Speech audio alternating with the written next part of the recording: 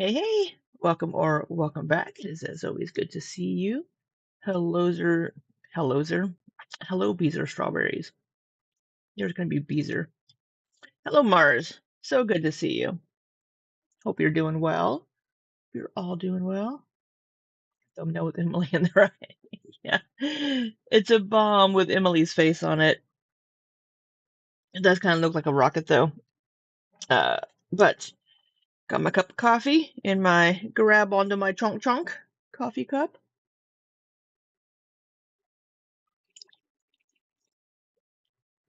Strawberries, you are such a troll, but you're an amusing troll. I'm not the only gay person reacting to them, and I don't really provide an LGBT perspective on it. In fact, you probably wouldn't even know I was. Well, I mean, you can tell I'm gay probably, but so. But we are going to continue watching Rachel's video. We have 2 hours left of it. Also, yesterday we tried the chocolate milk flavored. I always worry about how I say milk now because Emberlyn says milk. Michelle McDaniels says milk too, but a chocolate milk one. Today we're going to try the peanut butter chocolate spilt. It is caffeinated and has 20 grams of protein. So, and it's 90 calories. So after I finish my cup o' coffee, we will move on to it as my beverage. I woke up late today, later than I meant to. I woke up at 8:30. But man, that extra little bit of sleep was so good. No, it's it's not an alcoholic drink. Um, No, it is. It's a caffeinated protein drink. No. I haven't had an alcoholic drink in, well, since I was in New Orleans. I had a rum and coke. But yeah, I woke up a bit later today than I meant to. Um, so I haven't done yard work. I haven't been to Lowe's. I went to the grocery store to get a few things though.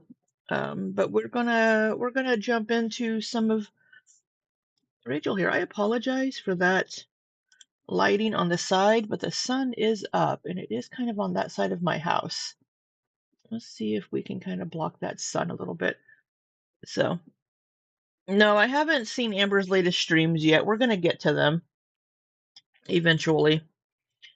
So, we'll leave Rachel at 1 or at regular speed for right now, but we may. What does Chipotle CEO reveal his go-to order? Okay, I don't care. We'll leave her at normal speed for right now, but we may speed her up a little bit. So where we left yesterday was Amberlynn once again um, trying to tell Emily, I didn't push you down, I didn't grab you, I was trying to hold you and calm you down. And then she's trying that, it scares me that you actually think I'd do that to you, trying to turn it around and make Emily feel bad for being like, hey, look, you hurt me and pushed me down. And Amber's like, it scares me that you think I would actually hurt you. Amberlynn tries to turn things around on the people she's with to make them feel bad for her whenever she's the one in the wrong.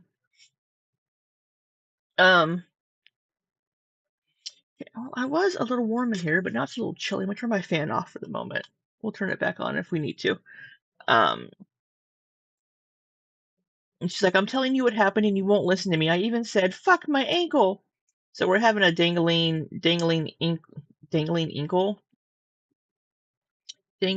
ankle situation again here. Amber read her journals and proved how.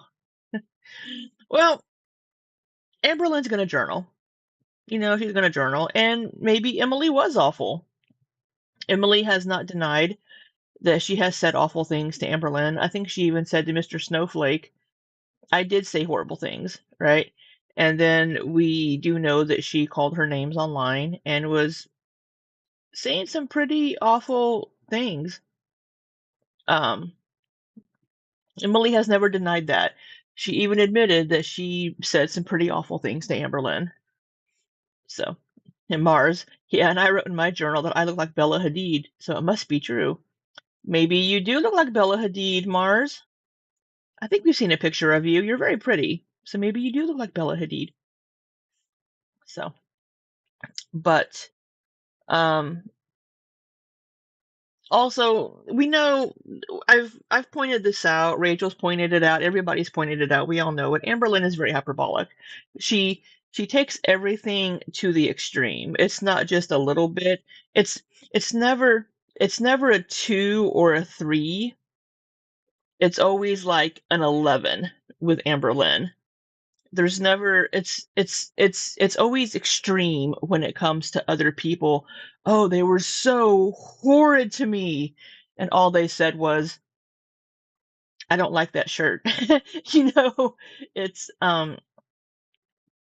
it's always to the extreme with Amberlynn with other people, and then it's always like a 0 when it comes to her own actions. It's she always downplays her own actions and exaggerates other people's. Bella Hadid is too thin. You prefer Tess Holiday? More plus size representation. I'm not a big fan of Tessa's attitude. She's a little entitled and a little, yeah, I don't care for her attitude. So, all right, let's get back into here. So we left off with the sorry. I'm trying to see, my camera's in the way, but I deserved it, right? Megan trying to kill me. I deserved that. Do you want me to make that video on the Emily and Megan situation? Let me know in the I never read my fucking comments. I apologize. I get to them like weeks later. I'm sorry. But let me know in the comments or in the chat. If you pop in, if you want me to make that video on Emily and Megan and that situation.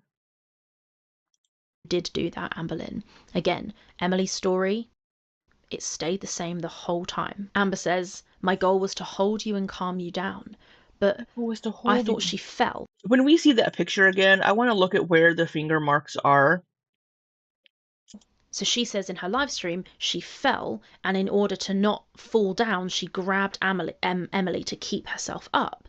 But here she's saying that her goal was to hold Emily and calm her down. So which was it? These things don't align. They don't make sense. This is pretty damning, isn't it? Very curious what everyone's going to make of this. Amber says, with everything you've been through with Megan, I can understand why. No, I didn't, Emily. I'm literally telling you that's not what happened. I'm telling you what happened, and you won't listen to me. I even said, fuck my ankle. Emily was there. She knows what happened. She doesn't need you to tell her what happened. And it's very interesting that after a physical altercation, the two people involved are arguing about what happened. So I will say, yeah, I mean, you're always going to have two sides to it, right? And two different views. But if it was dark in the room, Emily maybe couldn't see what Amberlynn was doing, and Amberlynn maybe couldn't see Emily very clearly. And if Emily was walking away from Amberlynn, she doesn't know what Amberlynn was doing behind her, right? So Amber's like, oh, well, this is what I was doing. This is what I was trying to do. So it's very there's always going to be like two viewpoints of this. So it's maybe it was darker in the room. Maybe Amberlynn did trip, but she did grab onto Emily and left marks on Emily. Hey, Reaper. Yeah, yeah. Rachel does a great job with all this. I haven't really seen many of her videos. Hope you're doing well, Reaper. And one of them saying that's not what happened, and the other one is Amberlynn seems very heavy-handed. Yeah, well, she doesn't have very big hands. Amberlynn has small hands. They're pudgy, but they're small. So Emily isn't big. She's average size. So for Amberlynn, I'm trying to remember what the marks looked like, but it looked like it was somebody grabbing from this angle. So if Emily had her back and was trying to leave the room, and Amberlynn took her right hand and tried to grab Emily's left arm and grabbed onto it and then like tripped and like knocked Emily over. But Amberlynn would have to grab pretty hard to leave bruising, unless Emily has a condition where she bruises easily. I bruise pretty easily. You can poke me and I'll have a bruise there the next day. But Amberlynn seems like she really grabbed onto Emily's arm.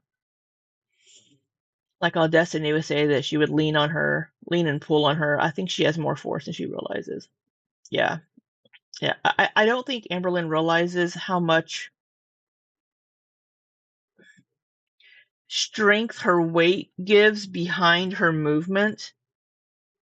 Now that doesn't mean that her grip is stronger just because she's heavier, but having her weight behind her, like falling into Emily, having 500 pounds fall into you, it's gonna knock you over. Emily's lucky that Amberlynn didn't fucking fall on her. saying, yes, it is what happened.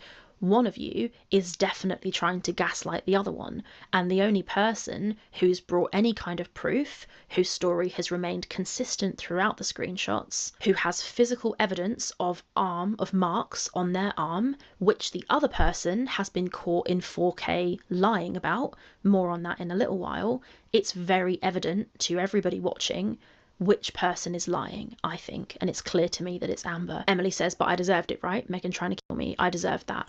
Amber says, no, you didn't. My God, Emily. Emily goes, you literally fucking said that. Amber said, no, I didn't. I said, you pushed Megan, didn't you? I should never have said that. In my brain, I remembered what you said about Jade. Since I was angry, I wanted to say it back to you, and I shouldn't have. I regret it. I take full accountability. Do you want me to call my mum? Because I'll call her right now. Well, It's not an excuse. You hurt me, so I wanted to hurt you back. These are the exact same things that my ex-girlfriend used to do from years ago. Have I planned a Halloween costume yet? Not really. It's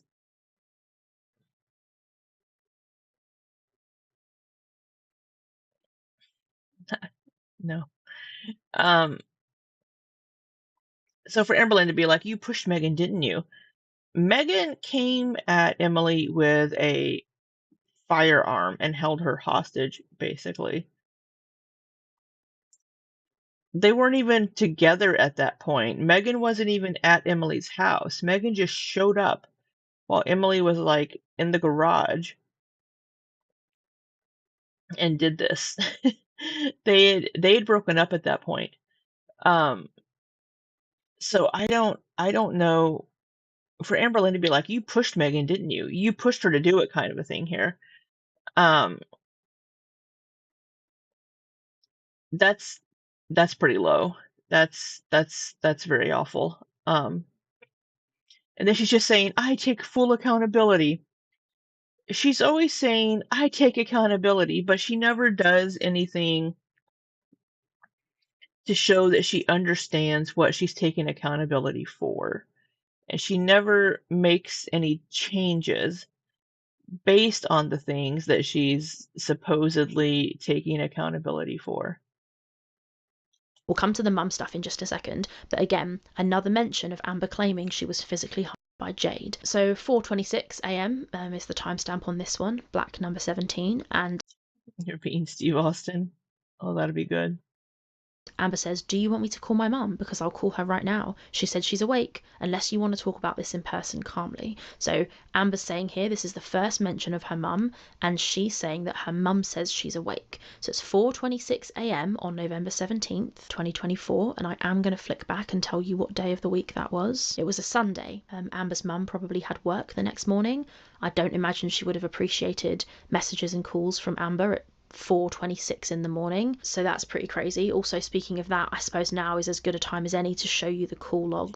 Well, 4:26 in the morning on a Sunday.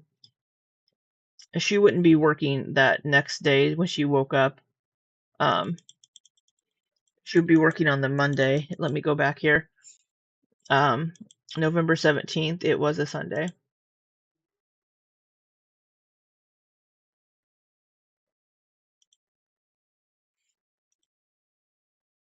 So just as a quick aside here, an example of what Amber does when she's trying to get hold of somebody and they won't fucking answer the phone. Here are two call logs. These are, as from my memory, one of them is from the day that Emily dropped Amber off and went back home. A few days later. This is the way that Amber calls people over and over. So we're starting at 3:38 p.m. and then 39, 41, 44, 45, 48, 49, 50. And then she takes a break for 3 hours. Tries at 6:54, gives it 20 minutes, and then back to back again until 7:41. Again, my ex-girlfriend that I keep mentioning did the exact same thing. I got home from work one day, had some dinner, went to go take a shower, didn't tell her I was going to go take a shower. And when I came out from the shower, it was like 25 minutes. I had like 7 or 9 missed calls from her. And I texted her back. I'm like, I was in the fucking shower. Well, you didn't answer your phone. Well, yeah, I was in. Well, you didn't tell me you were taking a shower. You need to tell me when you're doing the. And I'm like, I don't need to tell you shit. it's a form of control, and it's, part of BPD. So here on the 15th, we have every single minute here. We have 24, 25, 26, 27, 28, and then 2 calls and 8:30, and then 8:31, 8:32, 8:32, 8:33, 8:35. Yeah, so in the span of 11 minutes, we have 1, 2, 3, 4, 5, 6, 7, 8, 9, 10.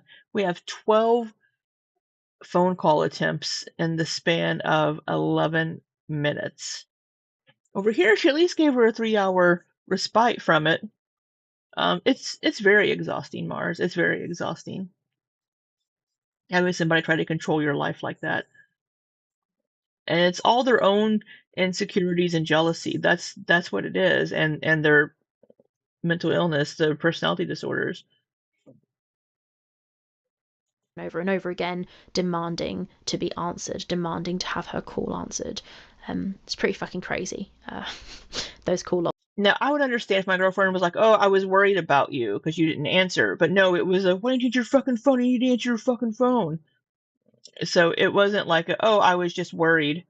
I was just I was worried since you didn't pick up your phone. I thought maybe you would hurt yourself or something." Or but no, it was more about a control thing of she didn't know what I was doing. And she didn't like that because she couldn't get a hold of me because I was taking a shower.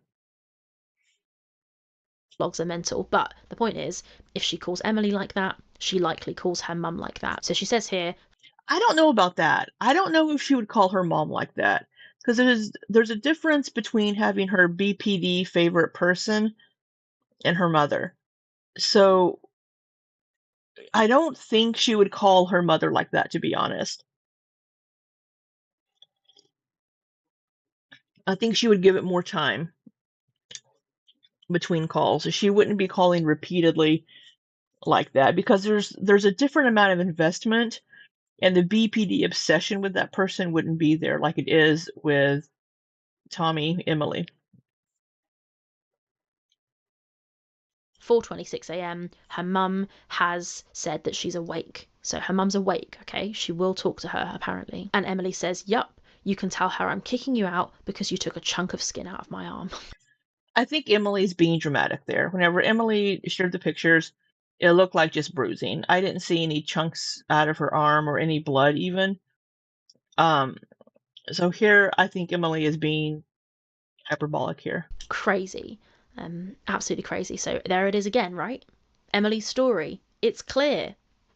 I'm kicking you out because you took a chunk of skin out of my arm. And Amber puts, I don't want you to yell at me and vice versa. Oh my God, Emily, what the fuck? Emily says, exactly, what the actual fuck? Amber says, I'm calling her now, no answer. Having just said that she was awake, but now Maybe she fell back asleep.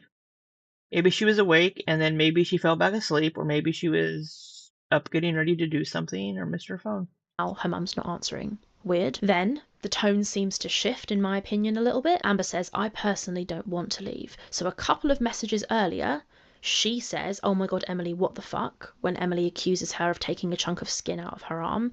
2 seconds later, I think Emily's at work during all this too. suddenly, Amber doesn't want to leave. That is a very, very strange thing to say.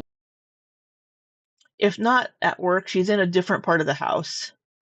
This reads to me as Emily is telling the truth and Amber is the one who knows she's in the wrong, and she, once again, just like she dug her fingers into Emily to try and keep her in that room, she's doing it right here. She's digging her metaphorical fingers into Emily and saying, I don't want to leave. And she even goes on to say, I know you said you get scared of losing me because I help you and you love me. And Emily goes, yeah, I do love you, but I also don't deserve what just happened. And Amber goes, you don't. So that's an admission that whatever just happened. It could also be Amberlynn trying to placate and be like, you're right, you don't deserve that. I love you. It could be Amberlynn trying to manipulate again by just trying to placate Emily, like, you're right, you're right. You get scared of losing me because I help you and you love me. Yeah, I mean, you can love somebody, but if they're abusive and just an awful, awful person to be in a relationship with, love isn't enough. Having a couple of good moments isn't enough. I was scared, truly horrified. Emily didn't deserve it. So Amber is not only admitting Emily didn't deserve it, but by saying you don't, she's actually kind of admitting that it did happen. Oh, Because goodness. if somebody says, well, I don't deserve what just happened, you would say, what you just said happened didn't fucking happen. Amber's just spent all these previous messages trying to convince Right, but it could be like I just said. She just doesn't want to. She doesn't want to argue the point anymore. She could just be trying to placate Emily. Emily that it didn't happen. But It could here, be many when things. Emily says, I don't deserve what just happened, Amber goes, you know, you're right, you don't. So by saying that, she's almost giving an admission that it did happen. And then I was scared. I was horrified. I'm really sorry. What are you sorry for, Amber? If you did nothing wrong, what were you sorry for? She's just trying to placate Emily. She's trying to manipulate Emily into letting her back in. Why are you scared? Why are you giving the excuse of being scared? That's not relevant. Scared of what? Why does it matter if you were scared? It's so obvious to me that Amber is trying or was trying to gaslight the shit out of Emily. Now she's realised the possibility of her leaving is suddenly becoming real and she's freaking out and she's trying to do a 180 and all of a sudden she's admitting a little bit. She's giving a bit more ground. No, you're right. You didn't deserve that. I'm sorry. Well, what are you sorry for? If you've done nothing wrong, She doesn't know what she's sorry for because she doesn't think she's done anything wrong. Um, she's just saying she's sorry just to do it. Just so she can be like, well, I said I was sorry. Well, what are you saying you're sorry for? Amberlynn doesn't fucking know. Just like the I take accountability. Accountability for what? She doesn't fucking know because she really doesn't. wrong and your girlfriend is making up lies about you and accusing you of digging your nails into her arm when you didn't, then what are you sorry about? Far more likely that she knows she's lying the whole Oh time, goodness, I which is keep yawning. why I'm she so says sorry sorry. here. This is my first cup of coffee today. I got up and got ready and went to the store. And Rachel's voice is a calming voice. It's making me sleepy. We're going to speed her up. Maybe that'll help. Suddenly losing Emily is becoming real. It's becoming a real possibility, and she's trying to flip it back and trying to re-grab control of the situation and apologize and say sorry and try and keep Emily. This is so fascinating. Emily says that's something you have to figure out. You're on your own. Amber puts okay. Emily puts you fucked up. Amber puts okay. Emily says I wish you loved me like you said you did. So this is Amberlynn just like, okay. Just trying to end the conversation, trying to end the argument. Just okay. So she can just try to weasel back in. I'm really disappointed. This is why I don't trust people. Amber puts, I do. I truly, truly do. More than you'll ever know. She's waxing lyrical here about how much she does love Emily. All of a sudden, it doesn't make any sense. And then she says, and that's why I'm going to leave. My mum isn't answering because I wished you loved me like you said you did, but I'm disappointed too. Amber says, Well, within a week of knowing each other, you all were just so madly in love, and it was the best thing that ever happened to you. And just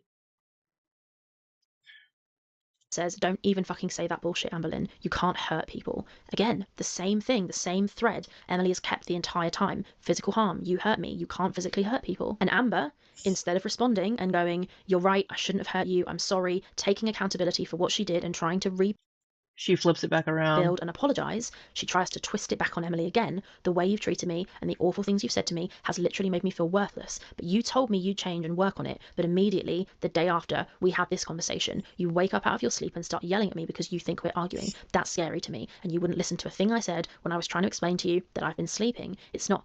That makes no sense. I've been sleeping. She claimed that she wasn't sleeping. She claimed she was awake and writing a note in her phone. I think so.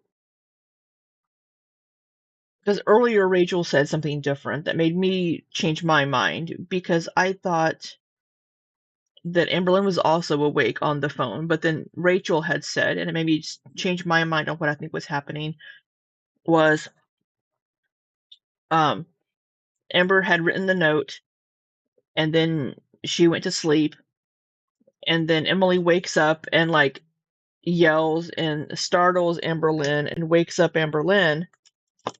And Amberlynn is like, we weren't fighting, we're arguing, look here.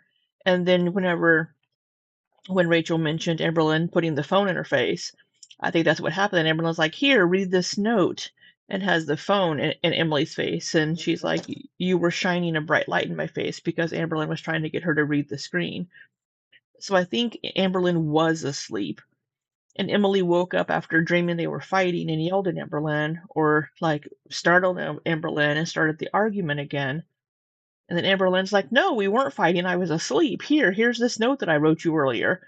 And that was the light in Emily's face.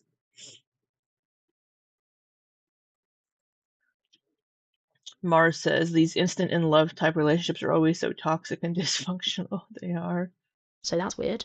Don't know. It's not fair to me. How I reacted sucked. I shouldn't have reacted with yelling. I shouldn't have said the thing about Megan. I'm fully aware. I suck during times when I'm scared and I have PTSD moments or BPD shit.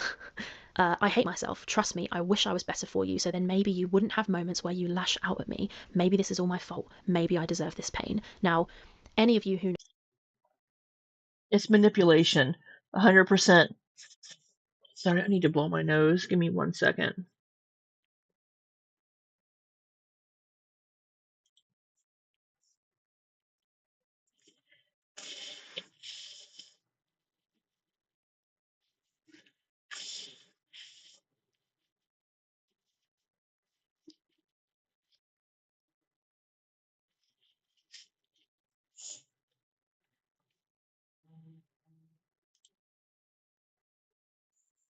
So she flips back and forth between, "You're right, I'm sorry, I shouldn't have done it," to, "Well, you did this, and that made me do this. That's why I did this."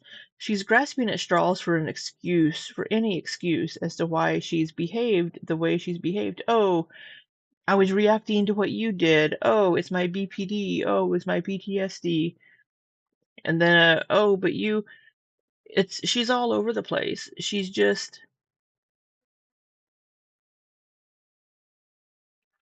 yeah, I mean, should Emily have woken up and started yelling at Emberlyn? No, but if she was having a bad dream, I mean, maybe she could have been like, "Okay, wait, and listen to Amberlynn." But apparently Amberlynn was shoving a phone in her face. So it's just Amberlynn's trying to manipulate the situation. know anything about Amberlynn will read that message and be like, oh my fucking god. So the previous message is Emily making a very fair, rational point. Don't even fucking say that bullshit, Amberlynn. You can't hurt people. And Amber immediately twists it back on Emily. Look what you did. You scared me. You shouted at me. You woke up and thought we were in an argument and shouted at me. And Amber says, it's not fair to me how I reacted. Because nothing is ever Amberlynn's fault, right? Like Rachel said yesterday, and I've said before, things just happen to Amberlynn. It's never her fault. It's always something external to her. It sucked. I shouldn't have reacted like that, but I suck during times when I'm scared. Trust me. And then again, woe is me, victim mindset. She would be so fucking exhausting to be in a relationship with. People have come into my chat before and asked me if I would date Amberlynn, and I told them no. Fuck no. It would just, dating Amberlynn would be just exhausting. She needs to get her BPD in order and needs to work on herself and figure out why she does the things she does before she can be in a healthy relationship. Mindset. I hate myself. I wish I was better for you. Maybe then you wouldn't have moments where you lash out at me. Crazy. So Emily's saying, you physically harmed me, Amber. And Amber says, oh, I'm sorry, I wish I was better. So maybe then you wouldn't have moments where you lash out at me. She is desperate to be the victim. Desperate to be the victim. All she wants is to just lie back and say, I'm the victim. You did this to me. It's not me. I wish I was better. I'm so sorry. I wish I could do something to make you not do this to me. Absolute victim mindset. And then again, Emily, you didn't just lash out. You told me you agreed with the fucking haters that I caused what Megan did to me when you literally told me the opposite hours earlier. So I tried to leave. You physically put your hands on me. So that's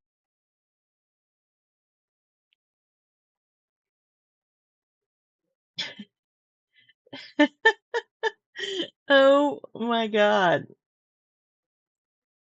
That's just as bad as people saying to Amberlynn that she deserves what happened to her as a kid. Nobody deserves any of these things to happen to them.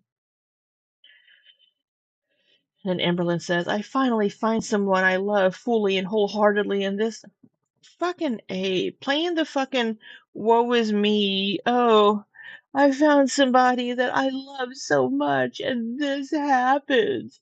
Just like it's something here in the world that's just happened to happen and it's not your fucking fault. That's Emily's very clear explanation of what happened. Amber, this is what happened. You did this. Emily's same point, her one argument the whole way through. You put your hands on me. You physically hurt me. I tried to leave. I was trying to get out the way. You physically put your hands on me. And Amber doesn't give any response to that, just goes, I finally find someone I love fully and wholeheartedly, and this happens. And oh my God, just looking at that, like that message alone, woe is me, victim. Yeah. Nothing is my responsibility, nothing is my fault, everything happens to me. My life has been so hard and difficult. I finally found someone I love, and this is what happens. Emily's saying, you put your hands on me, you tried to physically hurt me. And Amber doesn't refute that. She doesn't say, what are you talking about? I didn't put my hands on you. So I had said before, because we didn't know all of this, right? We didn't know these dynamics and this stuff. It appeared that the relationship kind of ended because of all of the external factors from the haters and the community. But reading through these messages and how Amberlynn behaved with Emily and the way that she treated Emily and the way that Emily treated Amberlynn, um, they just should not be together. And the relationship ended because they're toxic together. Should the community and the haters had been doing what they were doing? No. No, they shouldn't have. They didn't help. They didn't help at all. But Amberlynn, again, fucked up her own relationship. She goes, victim, victim, victim. I finally find someone I love, and this happens. Mental. Hey, Hibiscus. When you read this through, like, my God, I mean, I've read it multiple times, but now I'm actually like analysing it. It's crazy. Emily says, after everything you already know about my PTSD and how it still affects me to this day, you use it against me. And Amber, instead of giving a reasoned response or listening to what her partner is saying, maybe I'm meant to be alone forever. And then, classic, we've both done some shitty shit.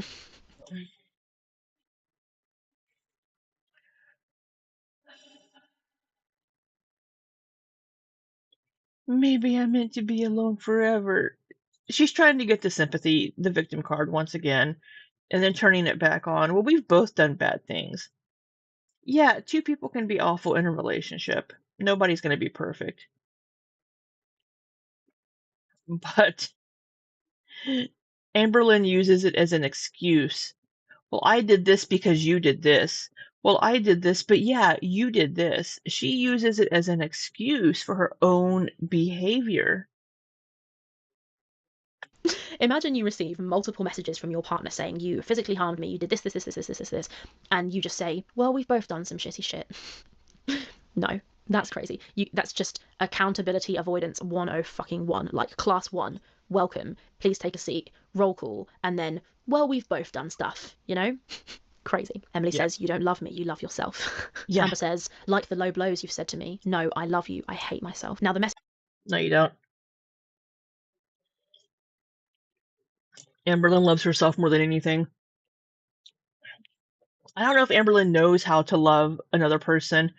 She becomes obsessed with other people.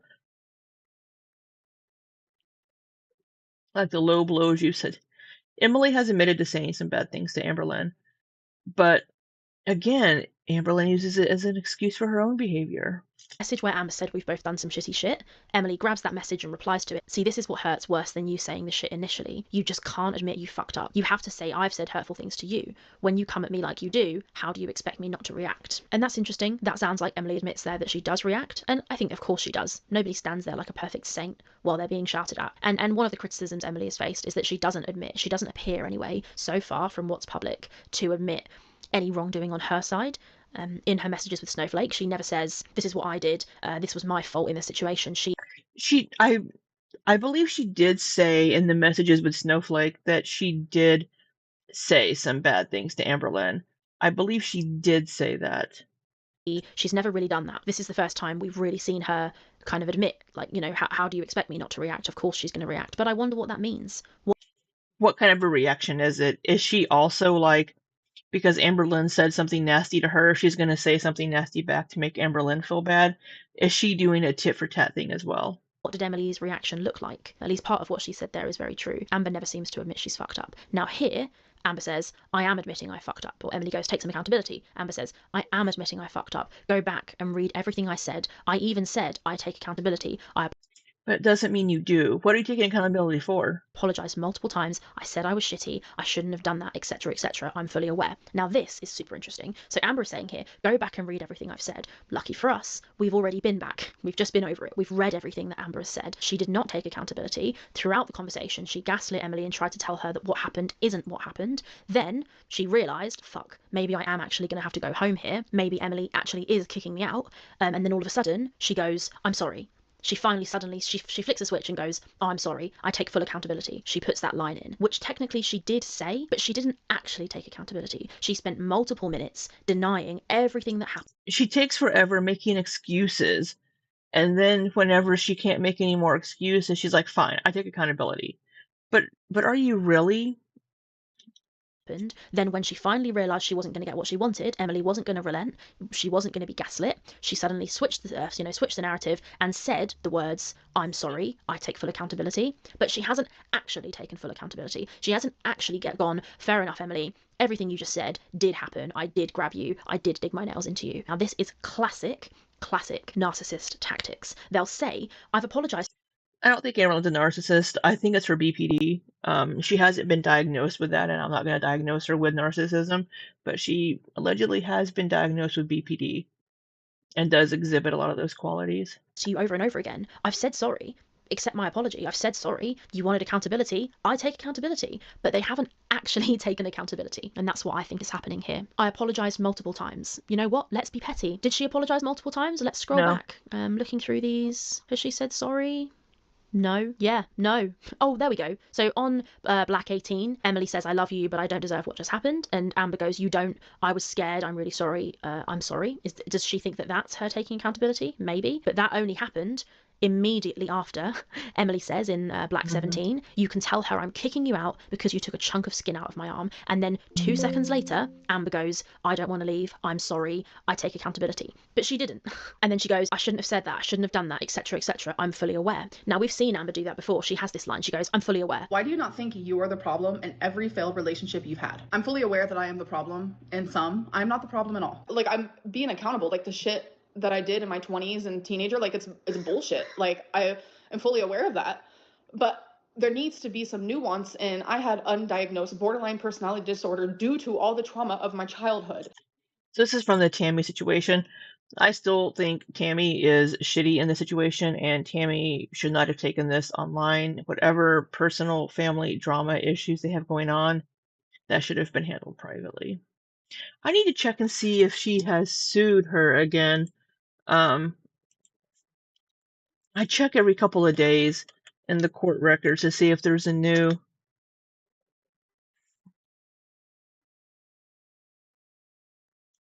I need help. I'm fully aware that I need help.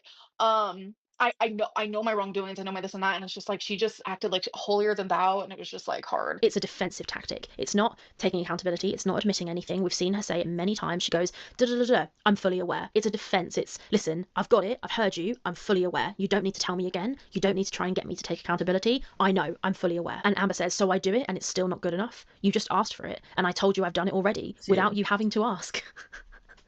Now, that's not what happened. Now, this gaslighting is absolutely crazy. Amber is saying, I've already said sorry without you even having to ask. I'm so nice. I've already apologised. But if you look at the conversation, which we've just done, she hasn't, well, she said the word sorry, but she spent the entire conversation claiming that she didn't do the thing, which she is now claiming that she took accountability for, when in fact, no, she spent the whole conversation saying that it didn't happen. And then Emily puts, I would never physically hurt anyone, no matter what the situation. And Amber, and this is really nail in coffin, I didn't mean to physically hurt you. I would never do that to you. So that suggests that there was some physical harm. So now Amber... So here she's saying, I didn't mean to do it.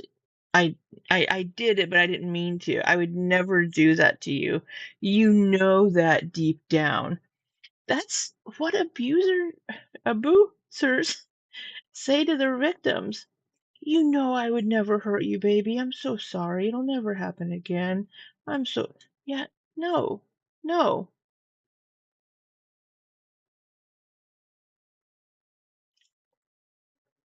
Tammy was on the phone to Jordy again, talking about family stuff, crying, and in the chat, and she said she we're still going to go ahead with court. I have doubts. She's not going to win anything in court. I don't know why she would even bother trying. She doesn't have a case, really. God, she needs to just give it up and go away. Seems to have moved. It's not that she didn't hurt Emily, it's that she didn't mean to hurt Emily. Hi, editing Rachel here again. I missed something about this screenshot when I was filming. If you look at this screenshot, you can see Emily says, "I would never physically hurt anyone," which I thought was really interesting because there's a very good chance I would have thought that Amber would respond to that with, "Well, you did fucking hurt me," because Amber goes on to accuse Emily of kicking Oh yeah, Amberlynn accused Emily of kicking her twice. her on this night. But, as ever, what Amber doesn't say is just as important as what she But it was later in the day, I think. I think the timing is throwing Rachel off a little bit. does say, because if you look at the messages and look at what Amber replies, she doesn't say, "Emily, you kicked me." She doesn't mention any physical abuse from Emily. When I went to go walk into the bathroom, she kicked me. She kicked me really hard in my stomach. Really hard. And it was like right in my hernia, so that like really scared me, I will say that. If you had a physical altercation with an ex-partner who kicked you in your hernia to the point where you were scared about it, and that person then texted you later that day and said, "I would never physically harm anyone," but you know that's not true because they kicked you that night, you would say, "You kicked me tonight," but notice that that is conspicuously missing from these messages. Amber doesn't say this to Emily, which I think is very telling, and it's just another example of why I do not believe that Emily kicked Amber. I think the timing is off. I think the kicking happened later on this day, I think, not the night before. That would have been the 16th when it happened. I could be off on that, though. Amber on this night. So suddenly she's saying, "Well, it did happen, but I didn't mean for it to happen." Emily puts, "You did." Amber says, "You know that deep down, and I'm sorry that's how everything happened, but I didn't do those things on purpose. I wouldn't." So she did do them then. Absolutely crazy. So she accidentally dug her nails in Emily's arm, but she spent the whole time saying that she didn't do it. She accidentally landed on Emily, and then she says, "I wish it were me that fell to the floor." She'll admit that Emily did. Well, so she admits that she grabbed Emily, but she wasn't doing it to harm Emily. She was doing it to hold her and calm her down.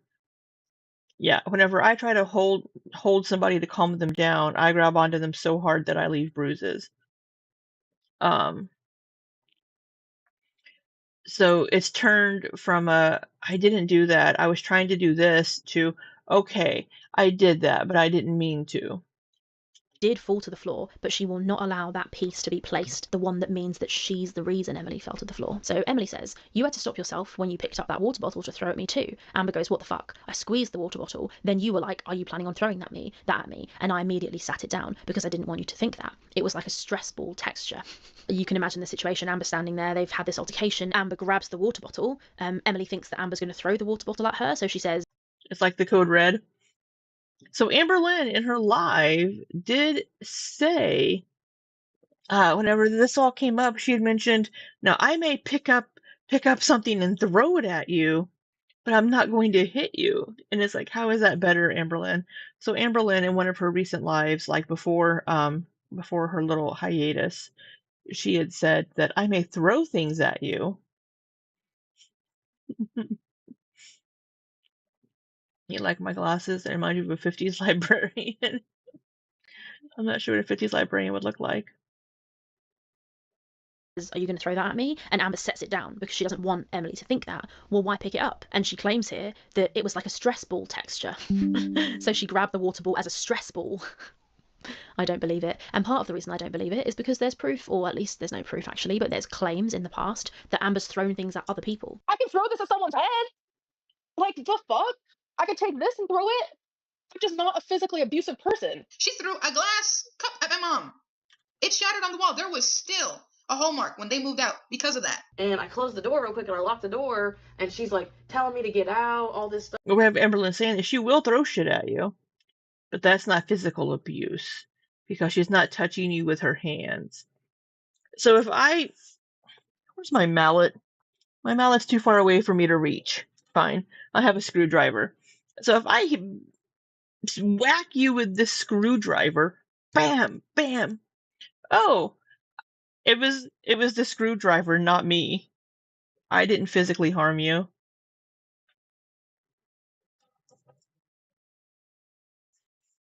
Why aren't my fans lights on? I just noticed that. Stuff, and she ends up throwing the can at my car. Made me mad. So this will be now the third person who's alluded to the idea that Amber may throw something at them. Very interesting. Emily says, you literally just got done digging your nails into my arm and pushing me to the floor. Why wouldn't I think that? And Amber, instead of responding rationally, Amber puts, this conversation is going nowhere. I've explained myself multiple times. I've apologised, like I always do, which is deserved, but that's just crazy. So as soon as Emily pushes back and tries to really pin Amber and put her feet to the fire and say no, why would you Yeah, you just did this. Why wouldn't I think that? Why aren't my fans?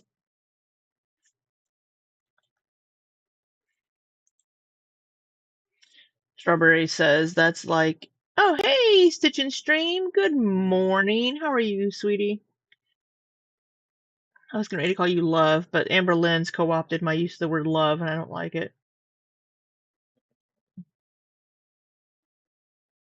That's like people saying guns don't hurt people. People hurt people.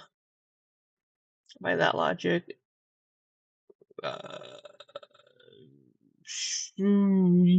Someone isn't physical about, yeah. do this to me? That's attempted murder. That's what that is. Amber deflects, as always. And my mum won't answer. I'm lost, I'm broken and hurt and confused and remorseful and scared and alone. I mean, this double texting, this multiple... Oh my god. I've apologized like I always do. I'm lost, I'm broken and hurt and confused and remorseful and scared and alone. How fucking dramatic can you be? And it's just trying to make the other person feel bad. She's just trying to make Emily feel bad. Why isn't this loading? I want to try to fix my fans. It's just I've apologized like I always do. I'm always the one apologizing. I'm always the one in the wrong. I'm always the one having to apologize. And her mom won't pick up the phone. Her mom isn't answering. She probably fell back asleep. Texting of all of these adjectives, it comes across to me as manipulative, and it's really trying to force a narrative. I'm the victim. This is how I feel. Lost, broken, hurt, confused, remorseful. Interesting. Scared, alone. She hides remorseful in this list of things. And she loves a list. She absolutely loves a list. She loves and lists. Emily replies, you did it to yourself, which is very interesting. I'm going to pause here now and show you something else. So the other conversation that I've got. So this conversation here, I don't have it on my screen, but I've got it on my phone, so I'll chuck it here for you. It's from February 11th, 2025. So that's around the time that they had broken up. Amber was back at home. The two of them are arguing again. Yeah, and there's the first one low-key here. scary. They're talking about arguing about paying for things. And Emily says, one time you paid and then I ended up paying for everything. Amber says, you're an idiot. Just for the casino, I paid $1,000. Emily says, you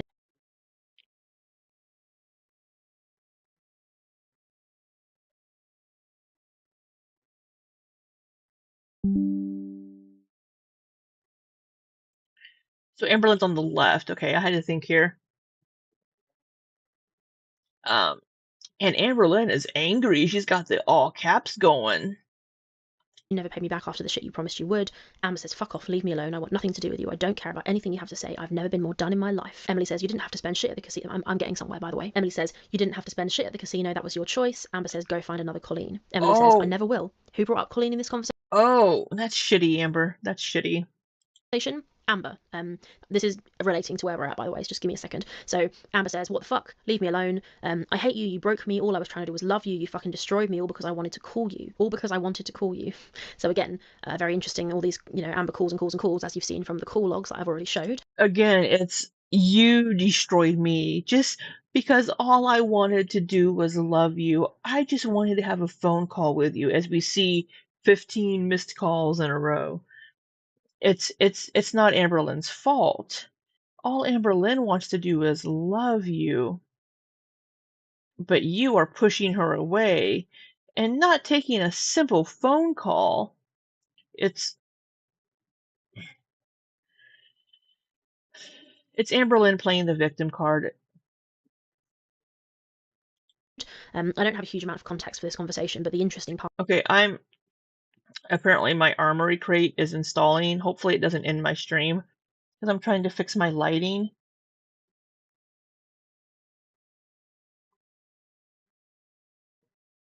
On my PC. part is coming up. Emily writes, I didn't do shit to you, okay? This is many months after the fact, so this all happened in November. These screenshots are from 3 months later, February 11th. Emily says, I didn't do shit to you. Amber writes, you're the one who needs help. You belittle me. You cuss at me. You say awful Oh, now we have a list of what Emily's done.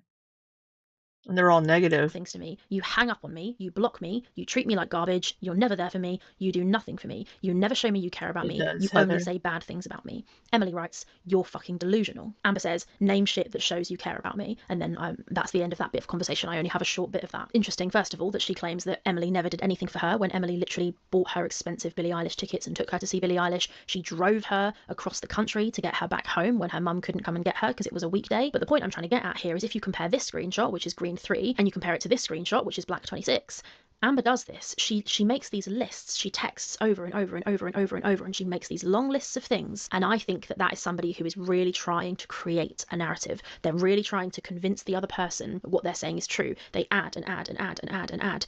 It's very Amber Lynn coded. But I will say, and this is why the green conversation is so interesting from the February, when Emily says, I didn't do shit to you, Amber, okay, who claims later in her live stream that Emily kicked her, she doesn't mention anything about any physical abuse.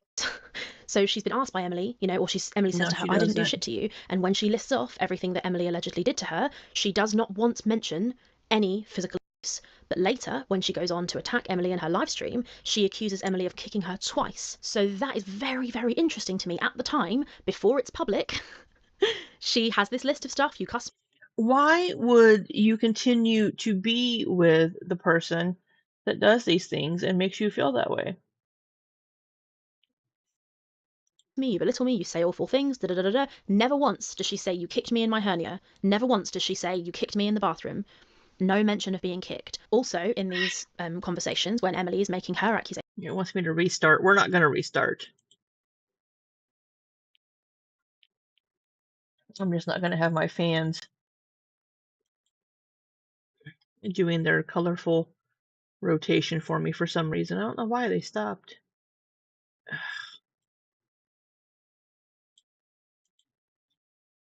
Sorry, I'm just trying to get this to work.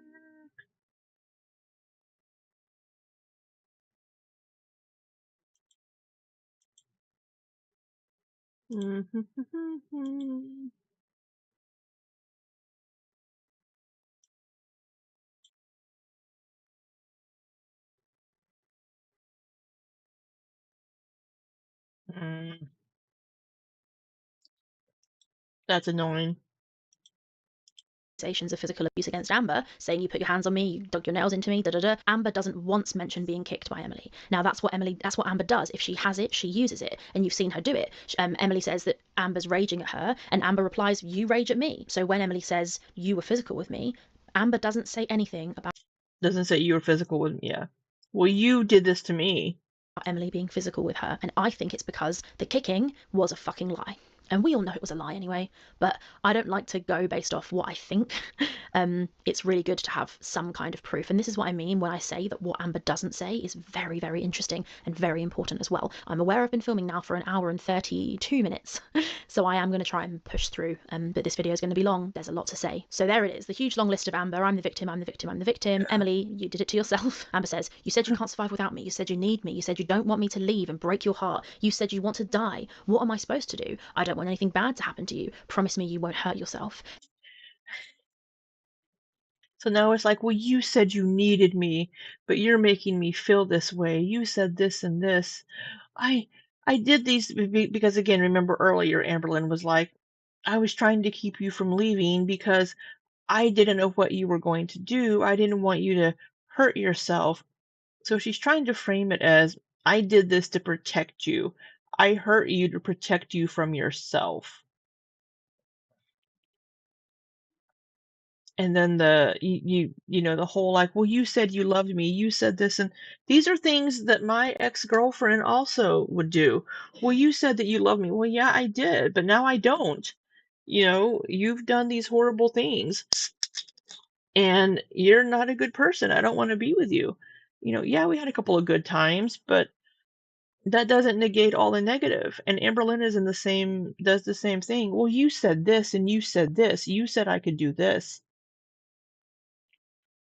Well, yeah, I've changed my mind. Now, that is a very weird thing to respond when Emily's point the whole way through is, Amber, you were physical with me. And never does Amber respond to that. Okay, not bad. So we're trying the peanut butter chocolate spilt. Not bad. Properly. She denies that it ever happened. Then she starts apologizing and playing the victim, but she never actually admits what happened in the physical altercation. This comment here, you said you want to die. What am I supposed to do? Interesting. This is Amber's second mention of Emily potentially harming herself. And I know that sometimes some people will use threats of violence against themselves as a way to. I do recall probably that whenever they got together, I think I remember there's something about Emily saying that she wished she could join Colleen, or that she missed Colleen and wishes so that could be taken as wanting to injure herself. I'm so sleepy. I don't know why. I slept in today. To control or manipulate their partner. I'm not saying I think that that's what Emily did at all, but I would be completely remiss if I didn't give commentary for both sides. So it could be that that's something Emily did. Emily may have said, you know, this is so bad, I'm going to harm myself. That's not a great thing to say. And it could be manipulation, but if it's true, then it's true. So don't know. I thought I'd put that in there. Then we've got this. Now this is very interesting, and I asked Emily about this. This is one of these screenshots where if somebody runs with it and doesn't watch the video, they won't know this. So if you see anybody asking this, you can tell them. So you see, promise me you won't hurt yourself. No reply from Emily, and then a few minutes later, long enough that the screenshot got a new timestamp. Amber puts, and for the record, ... Now I asked Emily, and Emily says as far as she remembers, no messages were deleted here, because when you delete a message on Facebook Messenger, which is the platform that this occurred on, you can see a message was deleted. It says you deleted a message. So it could be that Amber has gone in and deleted messages here. This is on but Emily Facebook is Messenger. not the person who deleted them, because you would be able to see, and I'll show you in a second that is the case later. So Emily didn't delete anything. For some reason, Amber's come in and said, and for the record, and she's either deleted a bunch of stuff or sent Emily something on another platform. So that was 4:51 a.m. Many hours later, it's 11:18. Emily messages her and says, I'm really hurt by what you said and did. Possible they had a phone call in there, maybe? I don't know. No. Or if Emily was at work, she's busy working. Reply from Amber, which is strange. So maybe Amber was asleep. We know she sleeps at random times. Could be she was asleep there. Then later, 2 hours later, 1 p.m, are you okay? Many hours after, an hour and 30-ish minutes later, I'm sorry, and no, I'm not. Was she asleep? I think if Amber was awake, she would have been texting. Emily. She probably would have been, she would have responded, well, I was hurt by what you said and did. Gives it a while and then says, okay. Amber says, do you want me to leave? My mum called me this morning and I didn't answer. I don't know what to say or do. So that's very interesting. We can see that it's 3 p.m. the following day, and it looks like Amber's realizing her leaving. No, it's the same day. It's just, it was early in the morning. So these messages the earlier messages were like at 4:30 in the morning. So it's the same day. It's just later in that same day. Is becoming a real possibility, and this is important. She's realizing needing to leave is something that might be, on the horizon. And then there's this screenshot where I've blurred the whole thing, but basically somebody orders Papa John's to Emily's house, and they call Emily and leave a voice message, and it's basically, hi, this is Papa John's driver. I have an order under this phone number for an Amber Reed.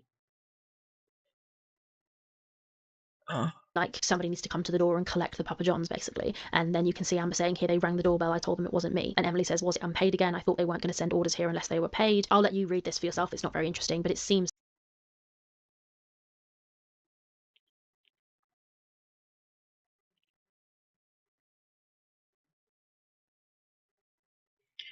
it's definitely Rachel and Megan, because if it were for me, they'd use my number, but they don't have my number. I don't think it was paid. So Amberlynn has said before that people were sending shit to Emily's house because people found out where she lived. It could have been anybody. like somebody ordered Papa John's to Emily's house. My theory is that it was Amber, and that Emily wasn't texting her back So Amber did it on purpose to force the number to Could be. the guy to call Emily to get Emily to answer the phone. Hello, editing Rachel again. In this video, in a second, you'll hear me say that this isn't very interesting and that this isn't very useful, and I don't even know why I'm bothering to mention this. Just, it's not very interesting, but basically somebody ordered pizza. However, it suddenly occurred to me, as lots of good ideas do whilst I'm editing, not when I'm sat there actually recording, that when I was speaking to Emily, Emily's front door and back door face each other, so there is an open area between the two doors. If you look at the time, it was 3:12. So does she have a video call with Emily? When this driver left this voicemail for Emily, and you can see Amber here confirming in these messages at 3:12 she answered the door and told the Papa John driver that she was not the one who ordered the food. So this means confirmed proof, hard fucking evidence. Amber was downstairs in the area where the back door is at 3:12, meaning that she would have seen and felt that the back door was open because the back door is exactly adjacent to the front door, and she wouldn't have needed to wait for Emily to come home to sit down at the table and feel the cold breeze because she would have I heard that on Ilya's live stream, the breeze. known for sure that that back door was left open. We get in a really fucking bad argument. She leaves through the glass door, leaves the door open. I did not notice because I did not go near the door. I did not go near the door. I did not go near the door. I did not go near the door. I was sitting at the kitchen table waiting for her to come home. And that's when I noticed the cold breeze. We already knew that Amber was lying.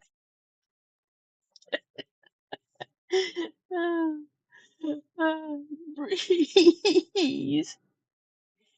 Yeah, the cold breeze.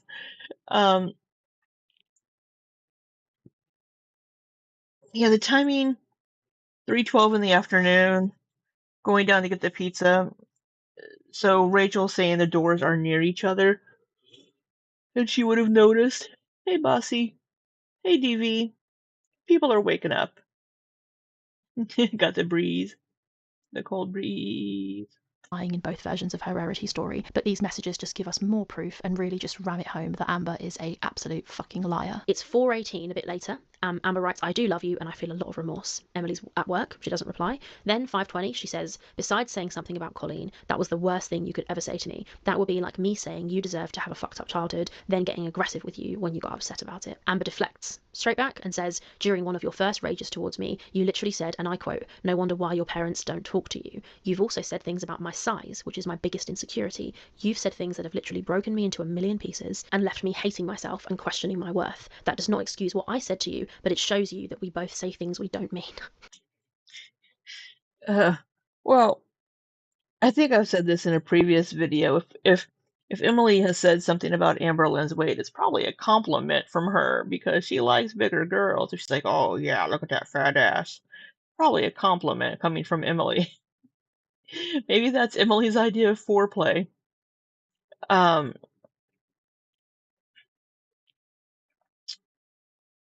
You've said things that have literally broken me into a million pieces and have left me hating myself and questioning my worth.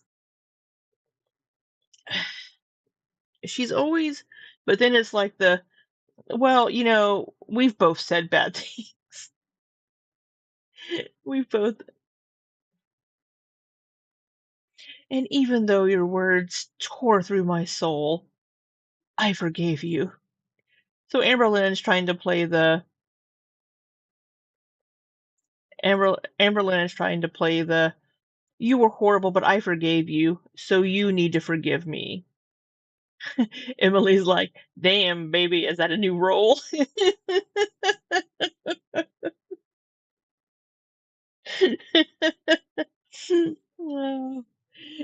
Strawberry's asking if I'm single.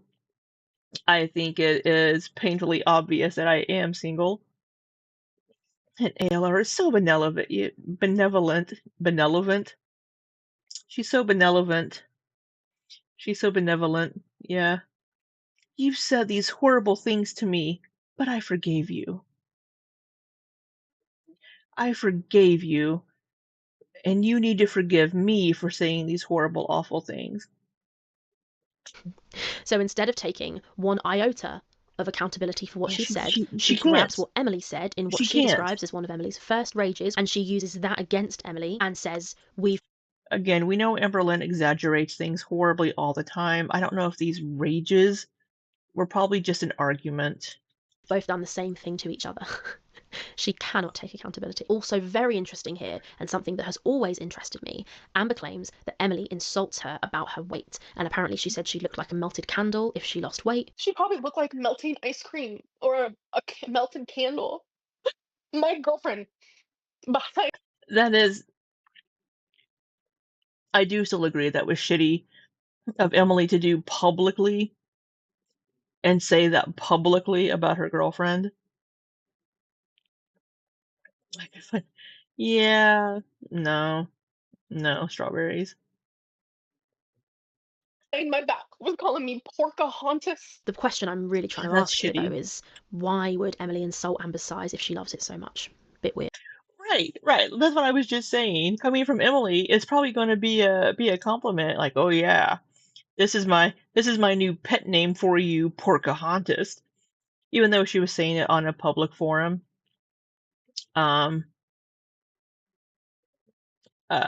She was meaning it as an insult, but I can see Emily trying to use that as like a pet name, like, oh, who's my Pocahontas? Yeah. It's like, yeah, for Emily likes bigger women, so I don't know why saying anything about Amberlynn's sides would hibiscus. Ew. It's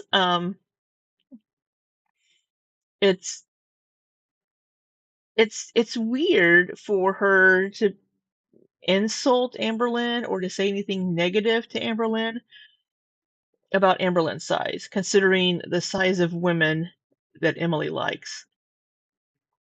Does that it's so I don't so I would question this really because it doesn't make sense to me. But I mean, she did call her Pocahontas on a public platform. Heather. And our delightfully witty and wonderful Libby needs to make time for herself for finding a relationship. Yeah. I need to schedule another massage. My neck is so stiff. Well, thank you, strawberries. I disagree, but it's appreciated. Yeah, I don't. It's all just so. It is hilarious. It is a funny nickname or insult, but it's not. It's not nice. It's awful, but it is kind of funny. Hibiscus says maybe Amber is insecure about being big. Amber said Emily looking at big women was the most horrible thing ever, but those were other big women, and those were bigger women, if I recall correctly, that were on like medical devices, like on oxygen and things. But Amberlynn has also said that Emily is the only one that actually made her feel physically desired. That Emily was the first girlfriend she had that actually loved her body, especially her legs. But that Emily, but that Emily was the first one that made her feel physically desired and wanted in that way. So we're going back and forth on this, where she's like, it's my biggest insecurity. But Emily allegedly loves that. We've seen the type of women that Emily goes for. We've seen the type of women that she follows on social media. Like I don't know how it's pronounced, but like Xiao Mara, Xio Mara, Xiao Mara. She's in a facility. It's I don't know why that would have been an insult, but if Amberlynn's insecure, she's insecure. I mean, nothing's really going to change that. Just because your partner is like, oh, I love your belly. Have you seen that woman on TikTok? She's or not TikTok, on Instagram. Like Maya, I think Maya Acacia or something. She's very attractive. She does OnlyFans. She's bisexual or pansexual, but she had this like clip that was going around of her voice being like, I want a big belly and a crop top. A belly and a crop top. She likes bigger people, men and women. And she's gorgeous. But it's like, even if you feel insecure about your body, even if your partner is like, I love your belly. I love this. I love your belly. I love your rolls. I love everything about you. You are still going to feel insecure about it.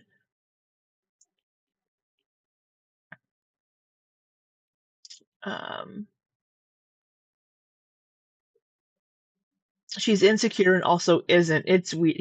It is weird because we see her doing, oh my God, that last TikTok that I shared with you all on Discord, because if I had to see it, you all had to see it, that Sugar on My Tongue song with Amberland being all like sexy, and it's like, no, no, you're trying to post all these thirst traps again. You aren't insecure at all. And all of her thumbnails for her videos lately are either full body shots or her with a fucking fork full of food going into her face. She does all of it on purpose to bring a certain type of audience to her channel. Either people that like to see that sort of thing, or to bring in people to hate comment on it, like, oh, you're just fucking eating again. Look at you just stuffing your face. Because that's all her little shorts are. Emily, this is Heather. Emily was so into her because she, ALR, had so much weight to possibly gain. She saw her potential.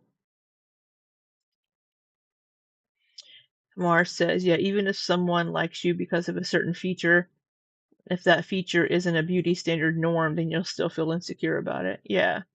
Like, it could be like, oh, I love your big nose. Your big nose is so, you're still going to be like, I don't like my big nose. You're still going to feel insecure about these sort of things. Unless you're in the body positivity and fat acceptance movement, like Jay Bay and the fat feminist. Is that what she's called, the fat feminist? Yeah. Or QLR, who's apparently making changes by buying $100 worth of junk snack food. Amber says, even though your words tore through my soul, I forgave you. So hyperbolic, so dramatic. She's so dramatic. She has a writer's soul. Really dramatic language. And then Amber says, I've apologized and taken accountability for what I said about Megan. I even begged you for an hour to accept my apology and speak to me. Begging somebody to speak to you for an hour is crazy. If someone doesn't want to talk to you and they say, leave me alone, give me some space, give them space. You need to do it. This is just Amber Lynn's MO all over again. She never gives anybody space, no privacy, nothing. There's nothing more I can do. I'm left weak and hopeless. I've accepted defeat. Because it's a control thing. With the BPD, it's a control thing. She needs to be in control of the situation. She needs to know that she's still in control of the situation and has control of your emotions. ALR should collab with Taylor Swift's Peanut. I actually like some of Taylor Swift's music. I don't think I've heard anything from the new album. I'll leave because I'm no longer wanted here, and it's clearly not something you want to forgive me for and fix. After everything that's been happening today, my body is shutting down. I'm not myself anymore. I feel sick every day. I think your body's shutting down because you're 500 pounds. Scared. I wanted us to stick together and be there for one another, but when you woke up and yelled at me and was rude to me for no reason, it immediately triggered me and traumatized me. I acknowledge I shouldn't have said what I said. The only way you and I can ever work is if you truly want it enough to admit that we are both at fault. So Amber, just desperate for Emily to admit that her being physically harmed by Amber was her own fault. I can wear a sign on my head admitting my faults during this. My ego means nothing to me. Interesting. My guilt and fear and defeat is overpowering almost every other emotion I have right now. That is very interesting. My guilt and fear and defeat is overpowering almost every other emotion I have right now. Very interesting. Yeah. Other emotions that might relate to, for example, how much you love your cat, not wanting to harm your cat. All she wants is to get rid of her guilt and fear. I'm lost. No matter what I say, you aren't hearing me, but I still continue to try because there's love there. That's why I'm here. Emily puts, So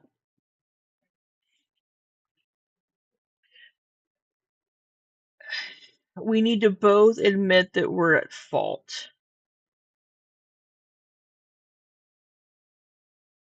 I had a thought and it went away during the rest of that reading of that, but they're just not good together. They don't belong together. Amber Lynn again, as I've already stated, she needs to be the one in control of the situation, and she's losing control of the relationship and of Emily. She's afraid of being alone. Part of that is because of the BPD. Apologize for the things I said out of anger when my hormones were messed up, but you continue. So Emily is saying, I apologize for the things I've said out of anger when my hormones were messed up. Was it that time of the month for you? I don't think having your cycle is a reason to be a raging bitch to people, if that was the case. And then she's saying, you continue to treat me like crap and I can't do it anymore. So we have both of them accusing the other of treating them horribly. Continue to treat me like crap and I can't do it anymore. You know, saying I said it out of anger when my hormones were messed up is a little bit of an excuse. It's not It is full an accountability, excuse. I would argue. Being like, I said sorry, you know, but I only did it because my hormones were messed up. And then her main point, you continue to treat me like crap and I can't do it anymore. And Amber replies again, another huge long message. It's getting a bit tiring.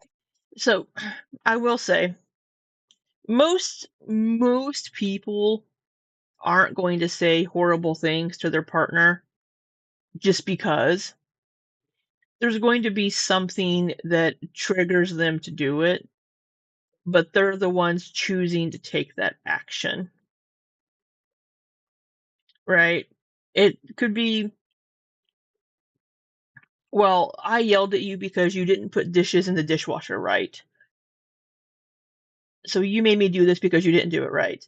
Now, if this has been a repeated issue, you know, if this is the 50th time that you've been like, hey, you're not putting that in the dishwasher right, and they still refuse to do it, you're probably going to snap a little bit. But having, like, you are the one in control of what you do and say and your emotions. I'm sure we all have just snapped back with something that was hurtful just as a reflex in a moment. And been like, whoa, I'm sorry, I did not mean that. You know, but this is a repeated thing that we see with Amberlynn and apparently with Emily, where there's just constant, well, you did this, so that made me do this. And there's never any there's never any taken responsibility for your own actions and your own part in what you've done. Yeah, we can react to things outside of us, but it's our choice how we react to that.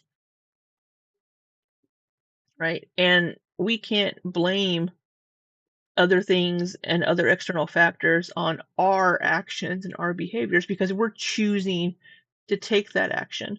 And Amberlynn doesn't seem to do any of that.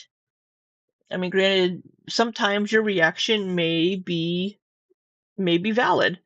Like, you hit me and I reflexively smacked you back. You know, that's an automatic reflex where, yeah, you hit them, but that was a valid reaction to that. So there are levels to it, but for the most part, like in these situations, you're choosing to say these things to your partner because you want to hurt them because they've hurt you.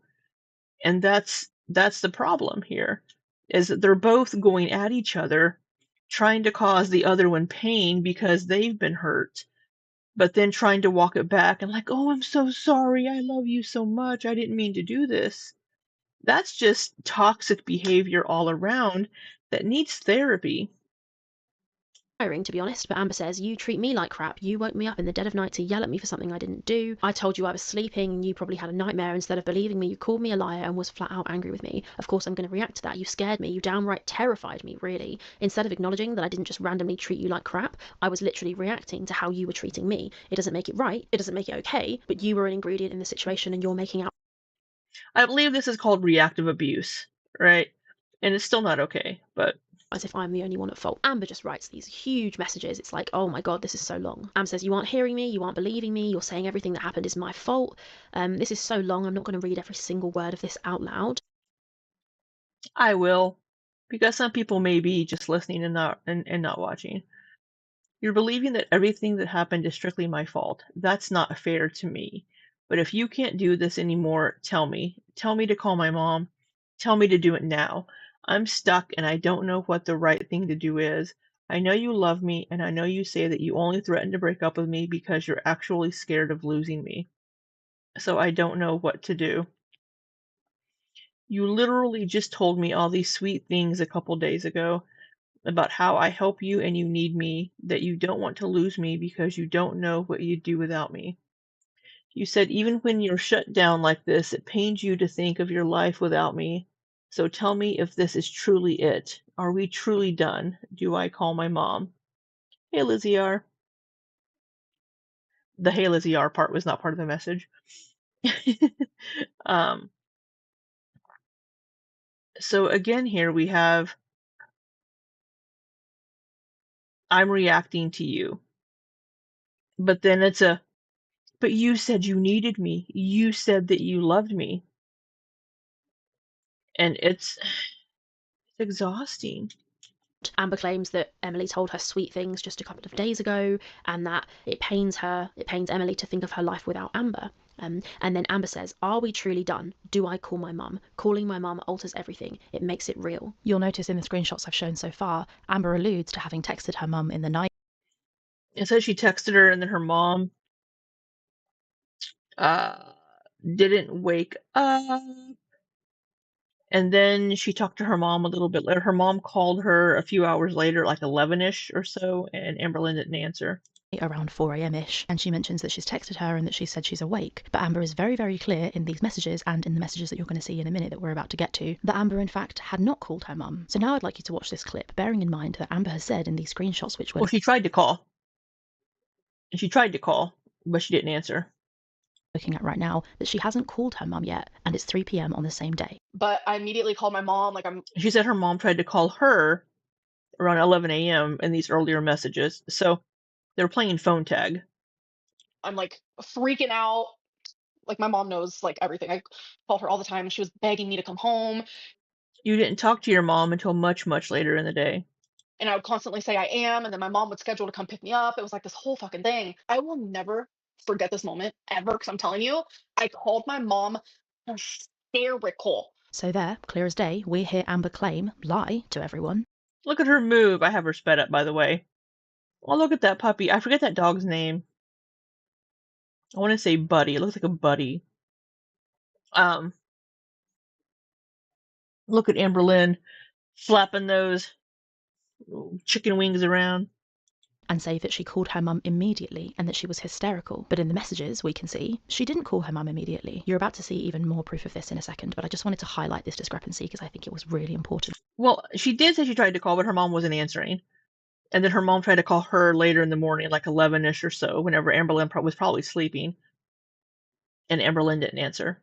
Amber calling or not calling her mum is actually quite a big part of this story, and I think that it's part of the reason that Amber is gaslighting Emily so hard in these messages, because you've just heard Amber say that it was a whole thing whether her mum was coming to collect her or What the fuck is this dance to? not, and this is no small journey that this 34-year-old adult is asking her mum to take. It's a 12-hour trip to drive from Oklahoma to Wisconsin to collect your daughter. So if you're going to be asked to take this trip... And I believe when Amber, this goes to, so here's St. Louis. I live near here. Because this was the route here that Emily and Amberlynn took, taking Amberlynn back to Oklahoma when they rented the van.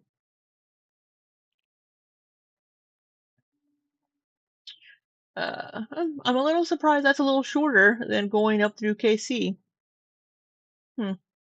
So whenever I go to Dallas, I come down through here and then I branch off about here and head further south down into Texas. I don't go through Oklahoma City. Anyway, nobody cares. My route I take. The person asking you needs to have a good bloody reason. We'll get more into the driving home and calling mum thing in a second, but I just wanted to point out this other... Canadian Thanksgiving. He just bought a turkey. Does Canadian Thanksgiving also involve turkey? I thought you might have a goose. Strange lie from Amber. Emily says, you were upset that I didn't cuddle you like I said I was going to. Amber says, we didn't cuddle. You cuddled my leg for 2 minutes and that was it. You cuddled my leg for maybe 2. I don't need to delve into that more. Yeah, it made me sad, not gonna lie. I was really looking forward to it after feeling sick all day. If you're breaking up with me and upset with me because I heard all day how badly you wanted to be skin to skin with me and cuddle me, and then it lasts 2 minutes, then fine, I was disappointed. I will admit that. Those of you in relationships with people, is that how you talk to your partner? I want to be skin to skin with you. I don't know why, but that just it just seems a little, I don't know, serial killery to me. I don't know. It just seems weird to me saying, "Oh, I want to be skin to skin with you." I don't know. It seems weird. Canadian Thanksgiving is usually turkey ham, stuffing, Brussels sprouts. Oh, there should be commas in there. Lizzie R. It needs commas. Turkey, comma ham, comma stuffing, comma Brussels sprouts, yams, and apple pie. No Canada geese here. Canada geese are freaking devils. Well, that's why you need to eat them. That's why you need to eat them on Thanksgiving, to show them who's boss. Show that you're still the alphas. Oh, Amberlynn just uploaded a mini vlog. I don't give a shit. We'll watch your shit later. Oh, iPad time. It's okay. We'll forgive you this time, Lizzie R. Heather says it's giving romance novel. Yeah. It's kind of coming across as like that dramatic romance novel. I want to be skin to skin with you. You know, kind of a when they're trying to be like romantic and all like, oh, I want to just feel you next to me. It's coming across. Yeah. Mars says, I have never expressed something like that with a partner. It sounds creepy. Wattpad story. Yeah, it just.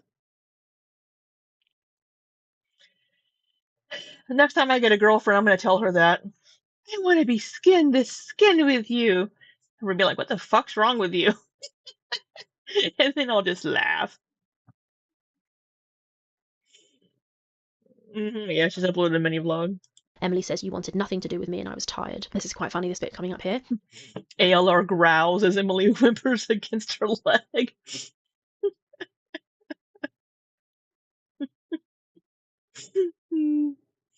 Ember uploaded. Yeah, I just saw that. So who wants to write? Who wants to write the Emily and Amber Wattpad story?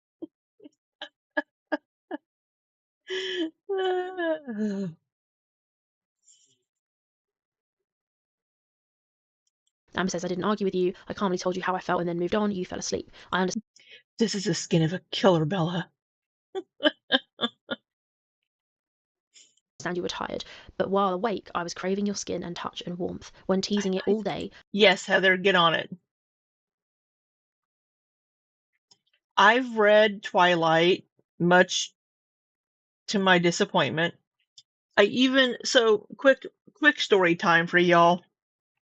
I was in South Korea whenever the Twilight craze was happening in the US.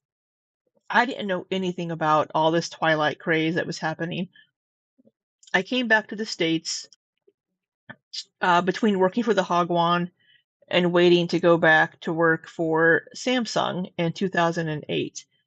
During that time, in like September or something of 2008 or something, Twilight, the movie, came out. I'm like, oh, it's a vampire movie. So my best friend and I, Doug, he hadn't heard about.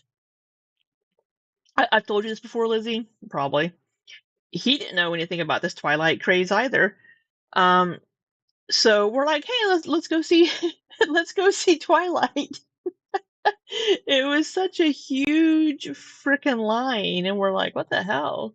And we're like hearing people around us talking about like Edward and Jacob, and We're like, okay, because we didn't know anything about it. And so we watched the first Twilight movie, and we're like, it's not bad. You know, the glittery skin's a bit weird. You know, it's a little teeny bopper. You know, it wasn't a bad movie. And then so I decided um I decided to read the books. And I got the books and I read them. They're in my closet. I think no wait, I think I donated them. For a while I used them to prop up a shelf. Um um but yeah, Kristen Stewart is queer. Yeah, she is. She's on the spectrum. Um she's married. She married a woman. She married her partner. I think they got married a year or two ago. Um Yeah, Anna Kendrick's hilarious, but yeah, Kristen Stewart. I think Kristen might identify as a lesbian now. I think she did identify as bisexual for a while, but then I think she changed and it's like, no, I'm not attracted to men. I'm a lesbian. I think, but she is married to a woman, regardless. But yeah, we didn't understand we didn't understand the the craze because I'd been out of the country and Doug didn't know any of that. Stephanie Meyer's books being used to hold up a shelf is more than they deserve. Yeah, it was a shelf or my bed or something. They were holding up something. Um, why do you care what I'm attracted to? Um, it's more about the person for me. It depends. I like both masculine and feminine women.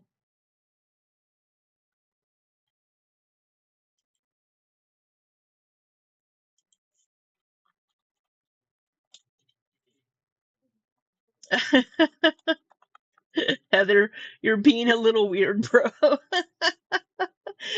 mean, it's a legitimate question. I mean, to know, I mean, I don't know why it matters what I'm attracted to. It's more about the person, but either.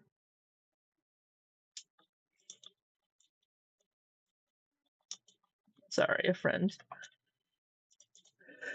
texted me. I have my phone connected to my PC. Um, you're not attracted to women, but I didn't really have a crush on Ellen. You're not attracted to women, but you had a crush on Ellen. Is that correct?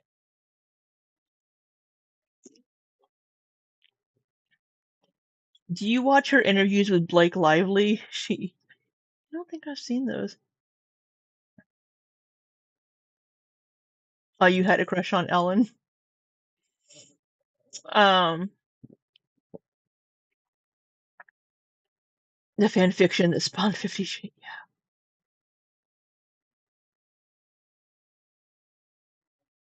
You saw Lady Gaga on her show in like 2010 and got scared. Did Lady Gaga scare you?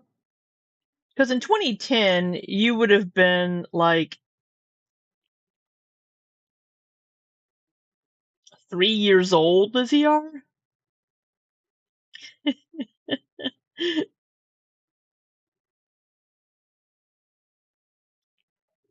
You had a crush on Hillary Clinton too. It sounds like you like the older women with short blonde hair. That sounds like the woman that you're attracted to there, Strawberries. It was Gaga and Ellen, and you definitely you got jump scared. That's that's that's funny, Lizzie R. Straubs and I have the same type of. Lizzie also likes her women a little bit older. We all have seen that Kelly Clarkson where everybody's like, ah, Kelly, with her little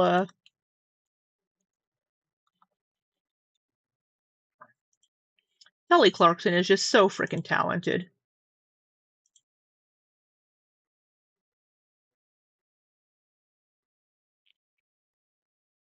Where is it?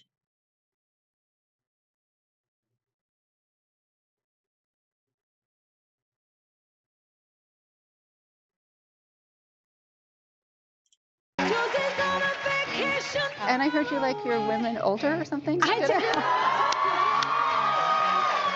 So many things that I wanna say. You know I like my girls a little bit older. She just And the little wink.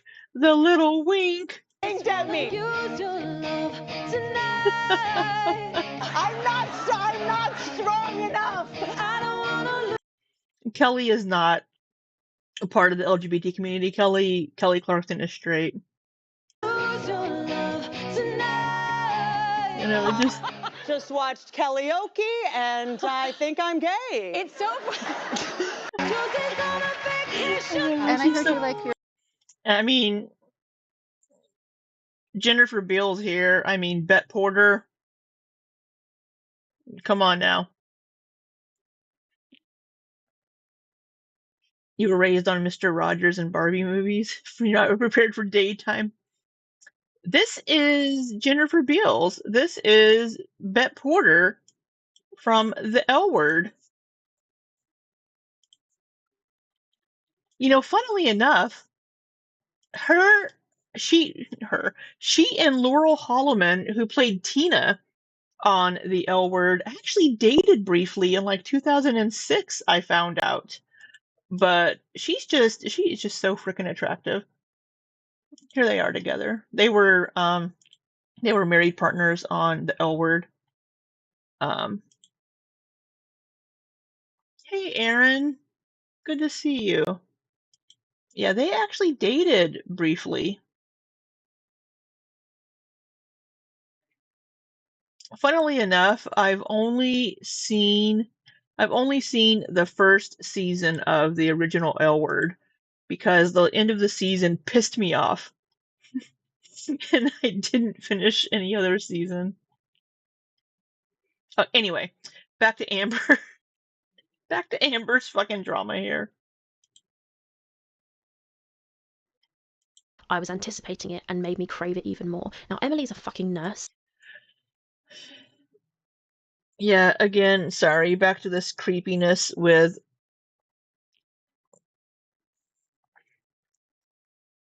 that I understand you were tired, but while awake, I was craving your skin and touch and warmth.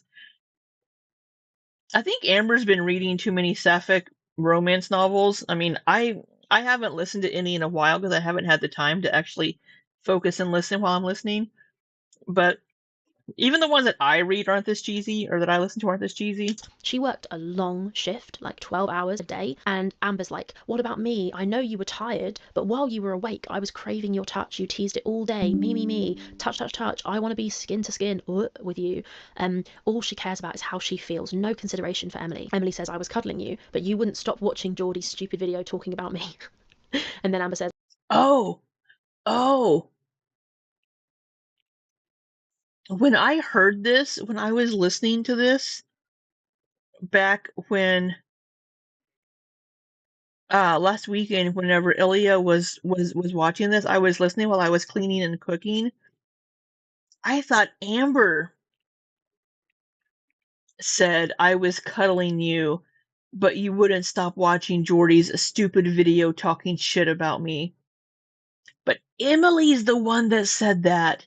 So Amber was the one watching Geordie's video talking shit. Oh my god, that completely changes what I thought about this scenario. What the fuck?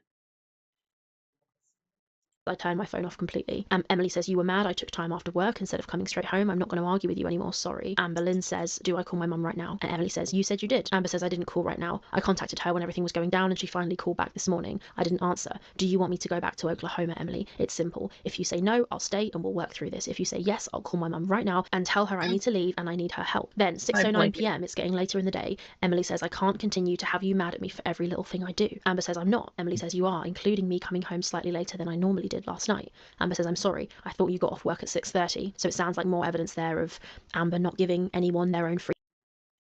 Amberlynn can't stand not knowing Oh yeah, Kelly is so incredibly. Yeah, Kelly's amazing.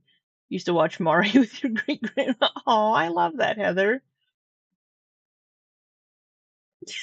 Oh, Heather, Heather, no. I am not gonna read that out loud. Oh. Hmm. Oh.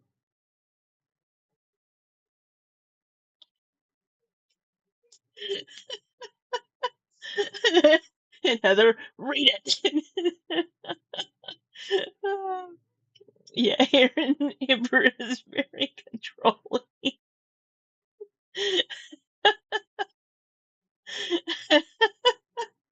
I'll attach it to a donation if you don't.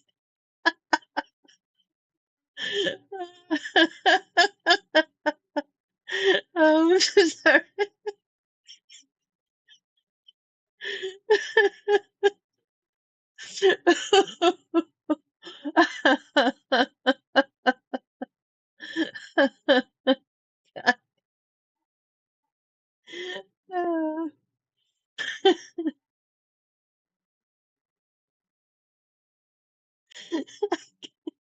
So awful. Um,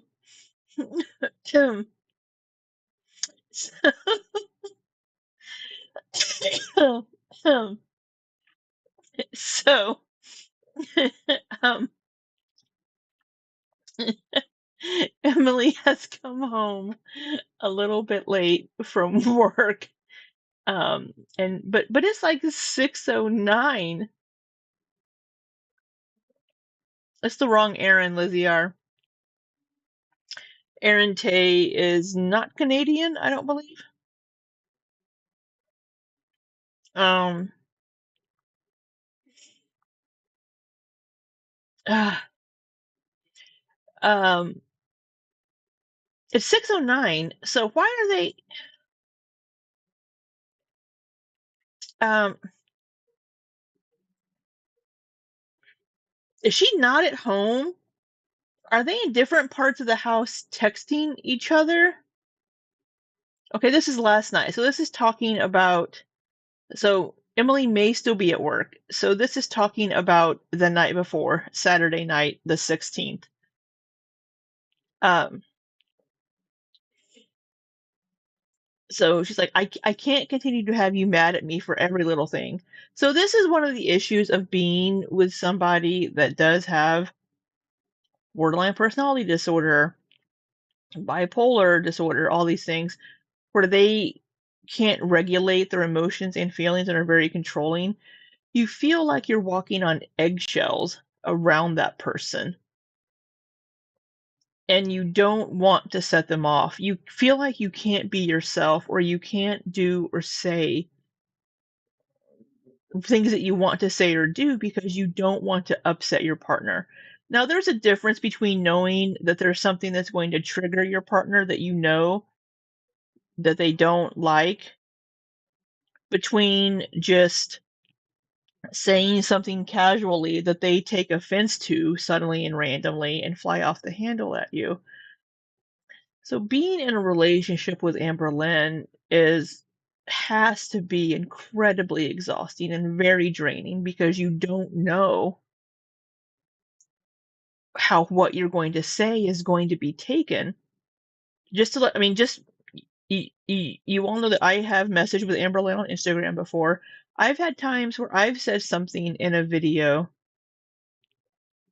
where she's gotten super angry at me and flown off the handle at me. And it's like, dude, I'm a random ass reaction channel. Okay, you're upset with me. Why the fuck would I care? You know, I'm sorry that you don't like what I said and you're trying to control the narrative by giving me more information. That's fine. But Aaron Tay, rate it. um, it's it has to be so exhausting. And being in a relationship with my ex-girlfriend, the one that I've mentioned, was exhausting.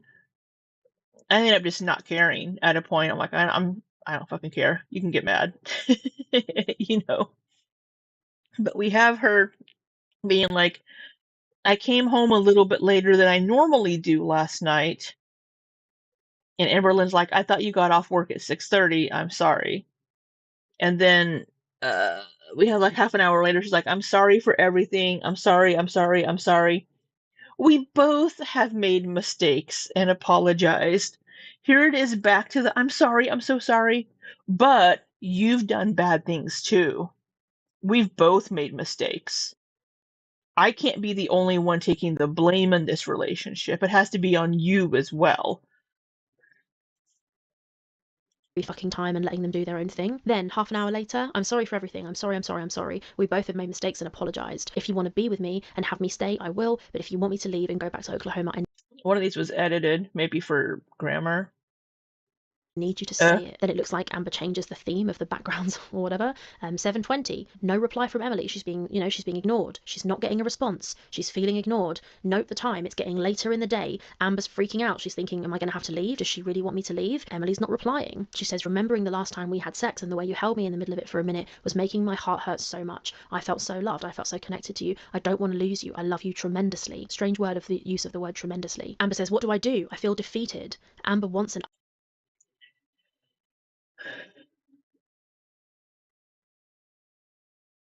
Yeah, Aaron, it's always tit for tat with Amber. She can never just take no, she can't. Absolutely not, she can't. And it's can we do a poll? I think you should read it. Well, there's only like 5 people watching, so it's going to be a very, very small poll. I only get a few views each video, and that's okay. I'm a little sad that Callie has more people in her random ass lives where she's, but you know. You work so hard. Oh.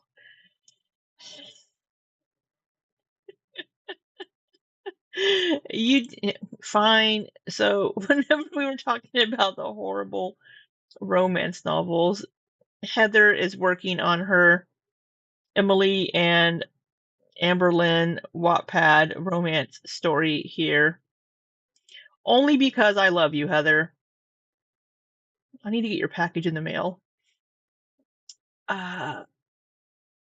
She is doing her little story here, and it starts and perfect since we just talked about Amberlynn saying, the last time we had sex, you held me so close. Now, I'm not a narrator, but we're going to do our best here. I need Lori Prince or Abby Craden to read this line for us. I don't know if I can fucking read this. I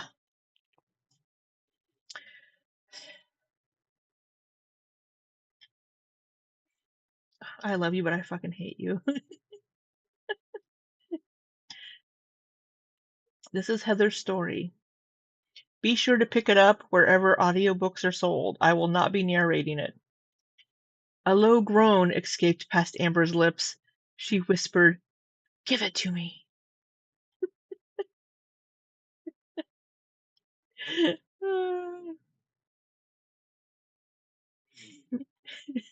All right, there we go.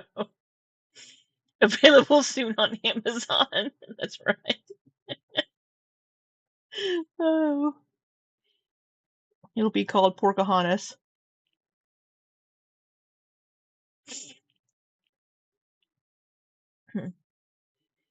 They watch Loafs for the lulz.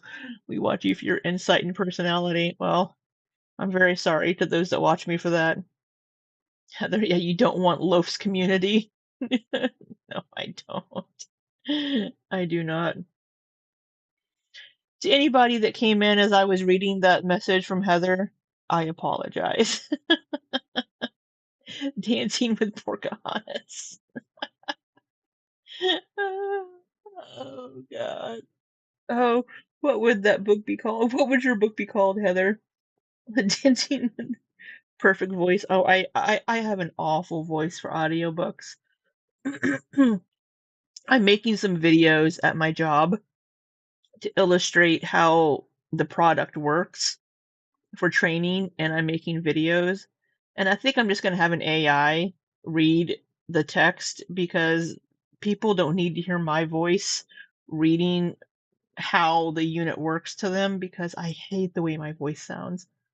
Which is ironic considering I make YouTube videos. I hate the way I look and the way I sound, yet here I am putting myself on YouTube. Go fucking figure. Not the AI. Yeah, I don't. Maybe I can change the sound of my voice in Adobe Premiere or something. Because I don't think people will want to listen to me be like, the fluid comes in the facility water side and enters the heat exchanger. I don't think people want to hear me read that.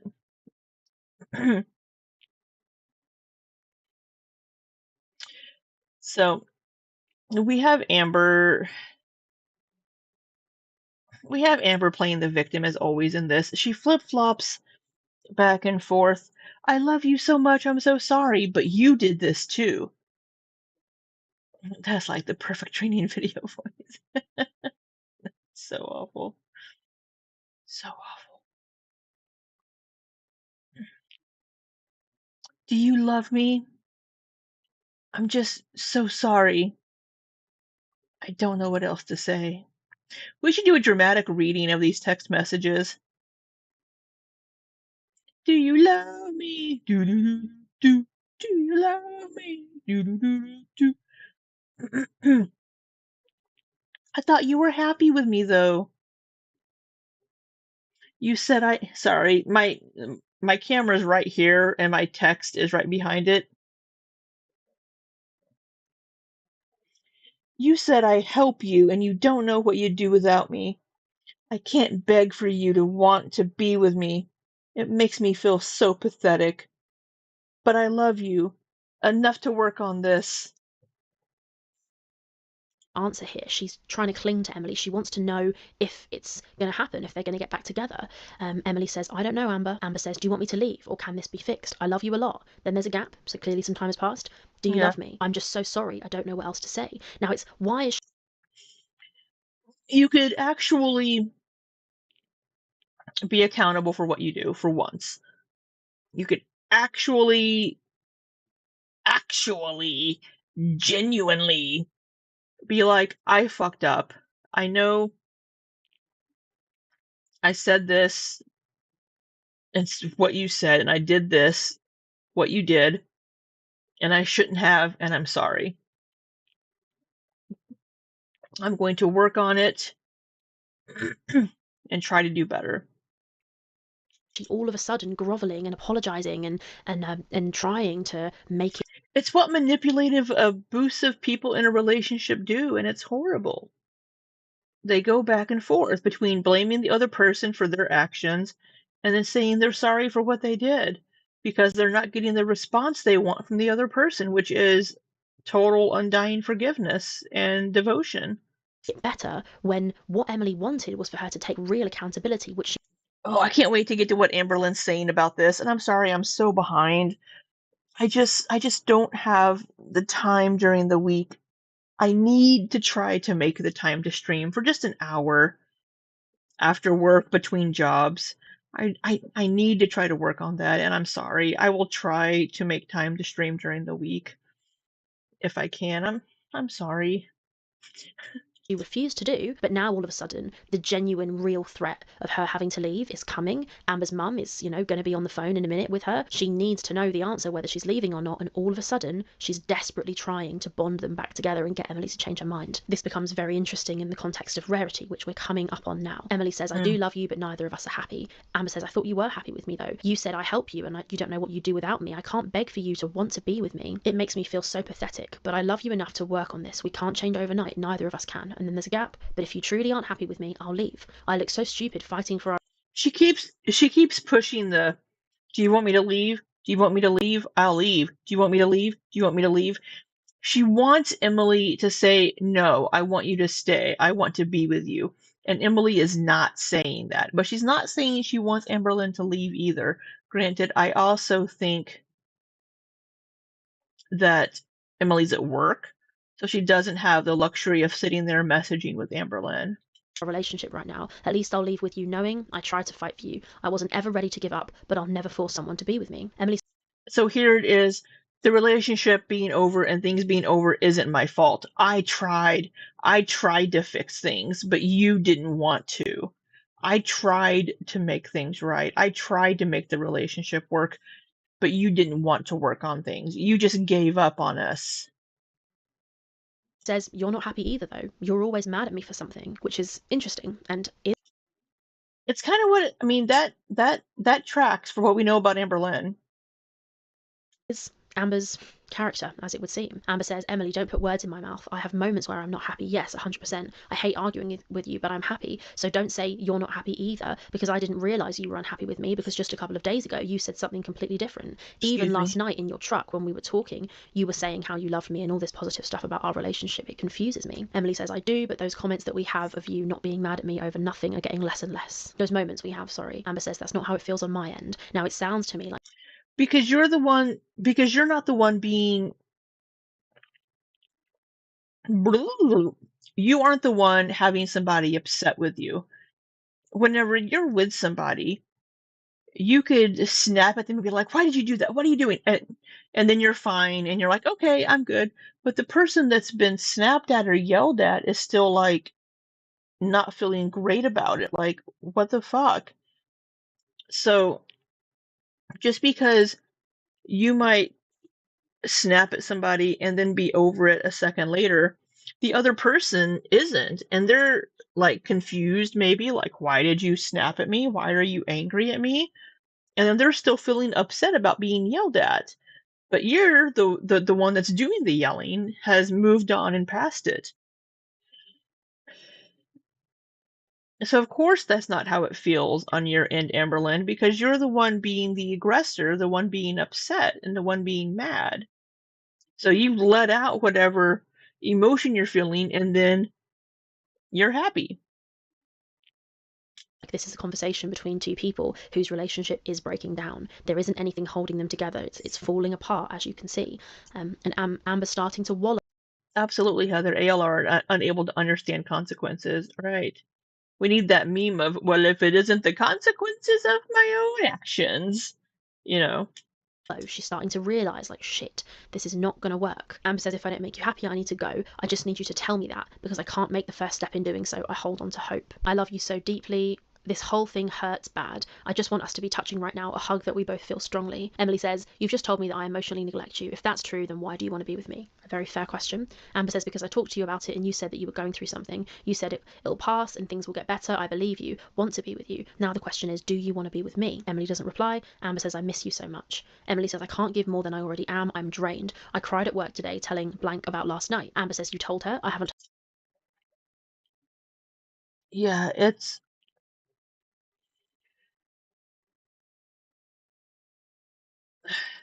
I want to go back to that screen. I just want us to be touching right now. So Amberlynn could be one of those people that needs physical affection, physical touch. I don't know. But this also strikes me as another form of, I don't want to say manipulation, but another way that Amberlynn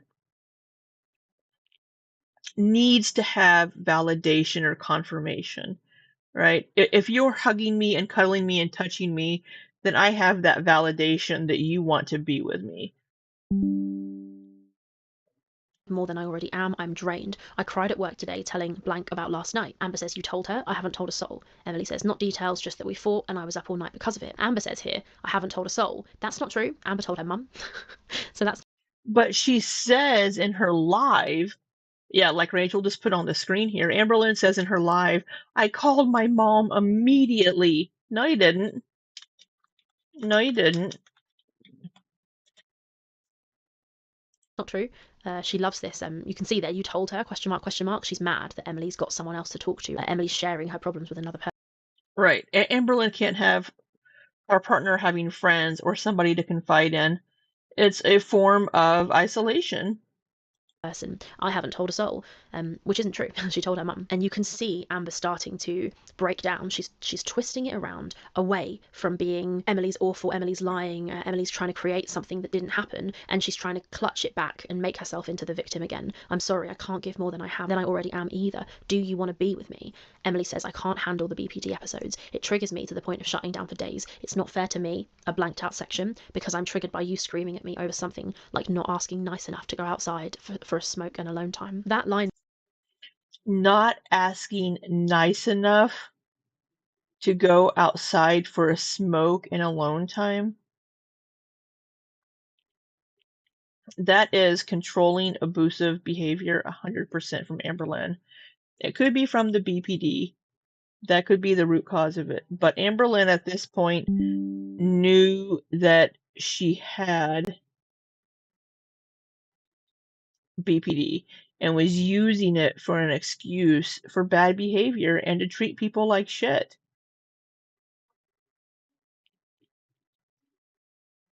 Keep in mind that Emily is a mental health nurse. She works in a mental health facility. She's used to people having mental health breakdowns and triggers and things. But when it's your partner directing it at you, it's probably going to be a little more triggering. But here she's saying, and Amberlynn doesn't deny this, I'm getting help for the BPD. No, you're not. Because she told us she was looking for a therapist, not realizing, or she was forgetting, that the therapist she was looking for was in Wisconsin and she lives in Oklahoma. But the whole thing of not asking nice enough to go out for a smoke and alone time, it's controlling, 100% controlling and abusive behavior from Amberlynn, wanting to control all of Emily's time and energy and having Emily 100% focused on her. She can't handle it if it's not. She's been looking for therapists for years. She allegedly has a therapist and has been working on her BPD, but we don't fucking know because she doesn't talk about it. There is so interesting, and it's absolutely classic. That's what Amber does. She is so controlling of her partner's time, and you can see here Emily claiming that that's exactly what Amber did to her. And instead of replying and saying, I didn't do that, that's not the case, what you on about, Amber says, I'm getting help for the BPD episodes. I'm waiting for them to email me back. It's the weekend, so they aren't working. Instead of saying, I don't do that, here she is again, mentioning BPD, using BPD as an excuse. Amber says, I know it's hard and exhausting and I'm very sorry, but we love each other. I'm going to kind of scroll a little bit.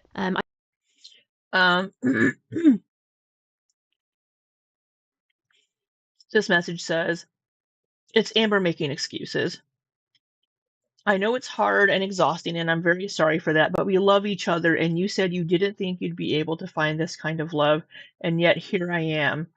I don't want to lose you because of an illness I have due to childhood PTSD and trauma. It is so beyond unfair. I love you so much. You aren't answering me flat out when I ask if you want me to leave. You won't say yes or no. Please just tell me. Can we work on this? Or do I need to leave? I've been distracting myself all day, and it's been very hard. Another distraction I'd like to do is scratchers, but I have no... Oh my fucking god, I can't see all that message yet. I want to use scratch-off tickets as... I want to use scratch-off tickets as a distraction. It sounds like... We know... Well, we'll get to that in a minute, but... In that middle message, that big middle message, we have Amberlynn blaming things again. This is things that have happened to me. It has nothing to do with my own behaviors that have caused this. It's not my fault. It's not me. It's the BPD. I'm just repeating myself. I don't want to lose you because of an illness I have due to childhood PTSD and trauma. It's so beyond unfair. Now that line there, I don't want to lose you because of childhood It's trauma, is unfair. effectively saying she doesn't want to lose her because of her BPD. This is Amber refusing to admit that it is her behaviour which is the problem. Sure, you have BPD, but the BPD, I mean, I don't even know if she has it. She definitely isn't diagnosed. But her claiming that the BPD is what causes her to behave this way is classic. She will not admit that it's her responsibility to have therapy and sort it out. You can't treat people like this. But Amber thinks that she can. She says, Right. You aren't answering me flat out when I ask if you want me to leave. You won't say yes or no. Please just tell me, can we work on this or do I need to leave? And then Amber says, I've been distracting myself all day and it's been very hard. Another distraction I'd like to do is scratches, but I have no way of getting there. Can you please take me tonight? I really Oh my god. Another distraction I'd like to do is scratchers, but I have no way of getting there. Can you please take me tonight? I really need a change of scenery and to put my mind into something else that is enjoyable. And then later, a little bit later, and obviously I want to do scratchers with you. I miss you and I'm just so sorry. Fuck, I feel dumb. It's just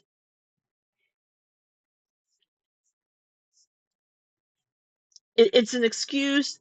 Oh, I need you to come home so you can take me to get this. She's been working all fucking day. Do you think she wants to take you to the goddamn gas station or grocery store somewhere that has a scratch off machine or where you can buy scratchers? Do you think she wants to take time to go do that when she doesn't even want to be around your ass right now? need a change of scenery and to put my mind into something else that is enjoyable. Now, that is the most insane, selfish message. They're talking about them potentially breaking up and the difficulty of their relationship. Emily's at a shift. She's a nurse. She works long shifts. She's going to be shattered. She's been up all night because of Amber. And Amber is selfish enough to say, I need a distraction. I need another distraction. Please, will you take me to buy some scratchers after work? What a strange, weird thing to ask your partner during an argument. Me and you were in the middle of fighting, but I need a distraction. Please, will you drive me to the shop to get scratch cards? It's just weird. And then Amber adds, obviously, I want to do scratches with you. I miss you and I'm sorry. I feel dumb. Now, Emily says here, which is very interesting, I'm going to bed when I get home. I haven't slept. Very interesting. I'm watching So first of all, she's at work. Why is she watching Mr. Snowflake's video while she's working in a mental health facility? Watching Mr. Snowflake's new video, and Casey described how you grabbed their arm, should be his arm, with your nails, was literally the exact same way you grabbed me. And Amber writes, I did that to Casey because she choked me. So again. So got the misgendering there, but we could possibly chalk that up to Amberlynn thinking back to when it happened, and Casey was still going by she. But we have misgendering. She does correctly gender Casey later, at least. She misgenders Casey, but then she also correctly genders him in the same message. I don't know how hard the cut is going to be, by the way, because there's been like 5 hours since I was talking 2 seconds ago, so I can't remember exactly what I said about this in the last time I was filming, but that misgendering is pretty serious. This instance of Amber calling Casey she was very interesting to me because it reminded me of this video that I made where I discuss these comments which Amberlynn made, where yeah, the whole thing. So we haven't gotten to this. Amberlynn very briefly talks about this in a live stream before she went on her break. I don't know if I'm going to ever get back to watching those live streams just before her break because they're really nothing burgers. But she was in the Locals Live Discord. So Amberlynn has a Discord. And says, this person says, I fuck with it, Lamau. I don't have a lot in I hate whenever, so just quick grammar lesson. A lot and a while, those are 2 separate words. A lot is 2 separate words. A while is 2 separate words. Just so you know.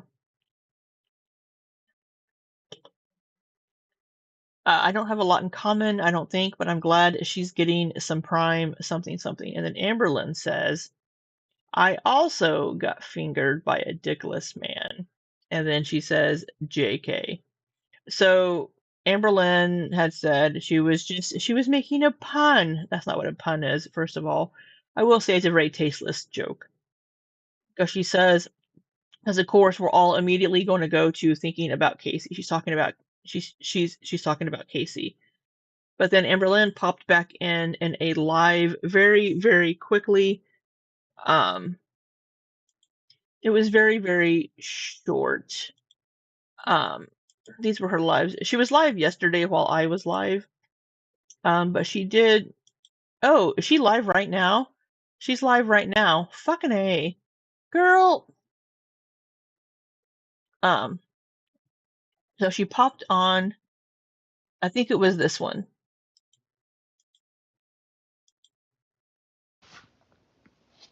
She ended her live and popped back in super, super quick.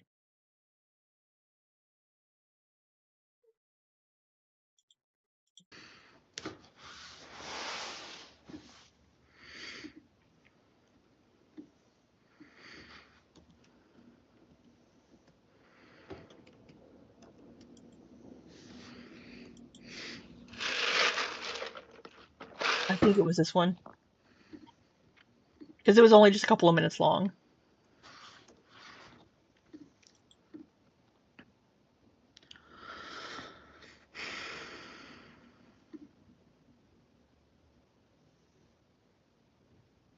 Unless it got removed.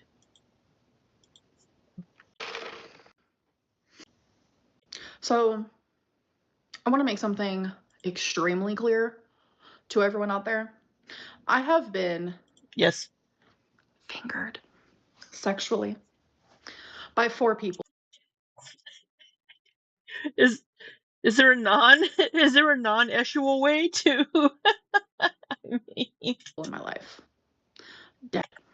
Sexually by 4 people in my life. Destiny, Becky, Feline, and Emily. I was never touched in that way by Casey. I want to make that very fucking clear. So people wanting to talk about the phobic this, phobic that ain't me. And that'll never be me.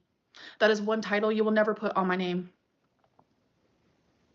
If I can't make a joke, neither can you. Literally, like, people want to genuinely twist everything into something that it's not.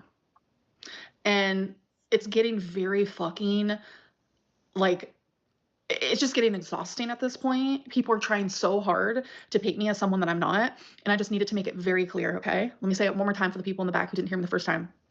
It has only been by 4 people. Destiny, Beck, Feline, and Emily, okay? That is it.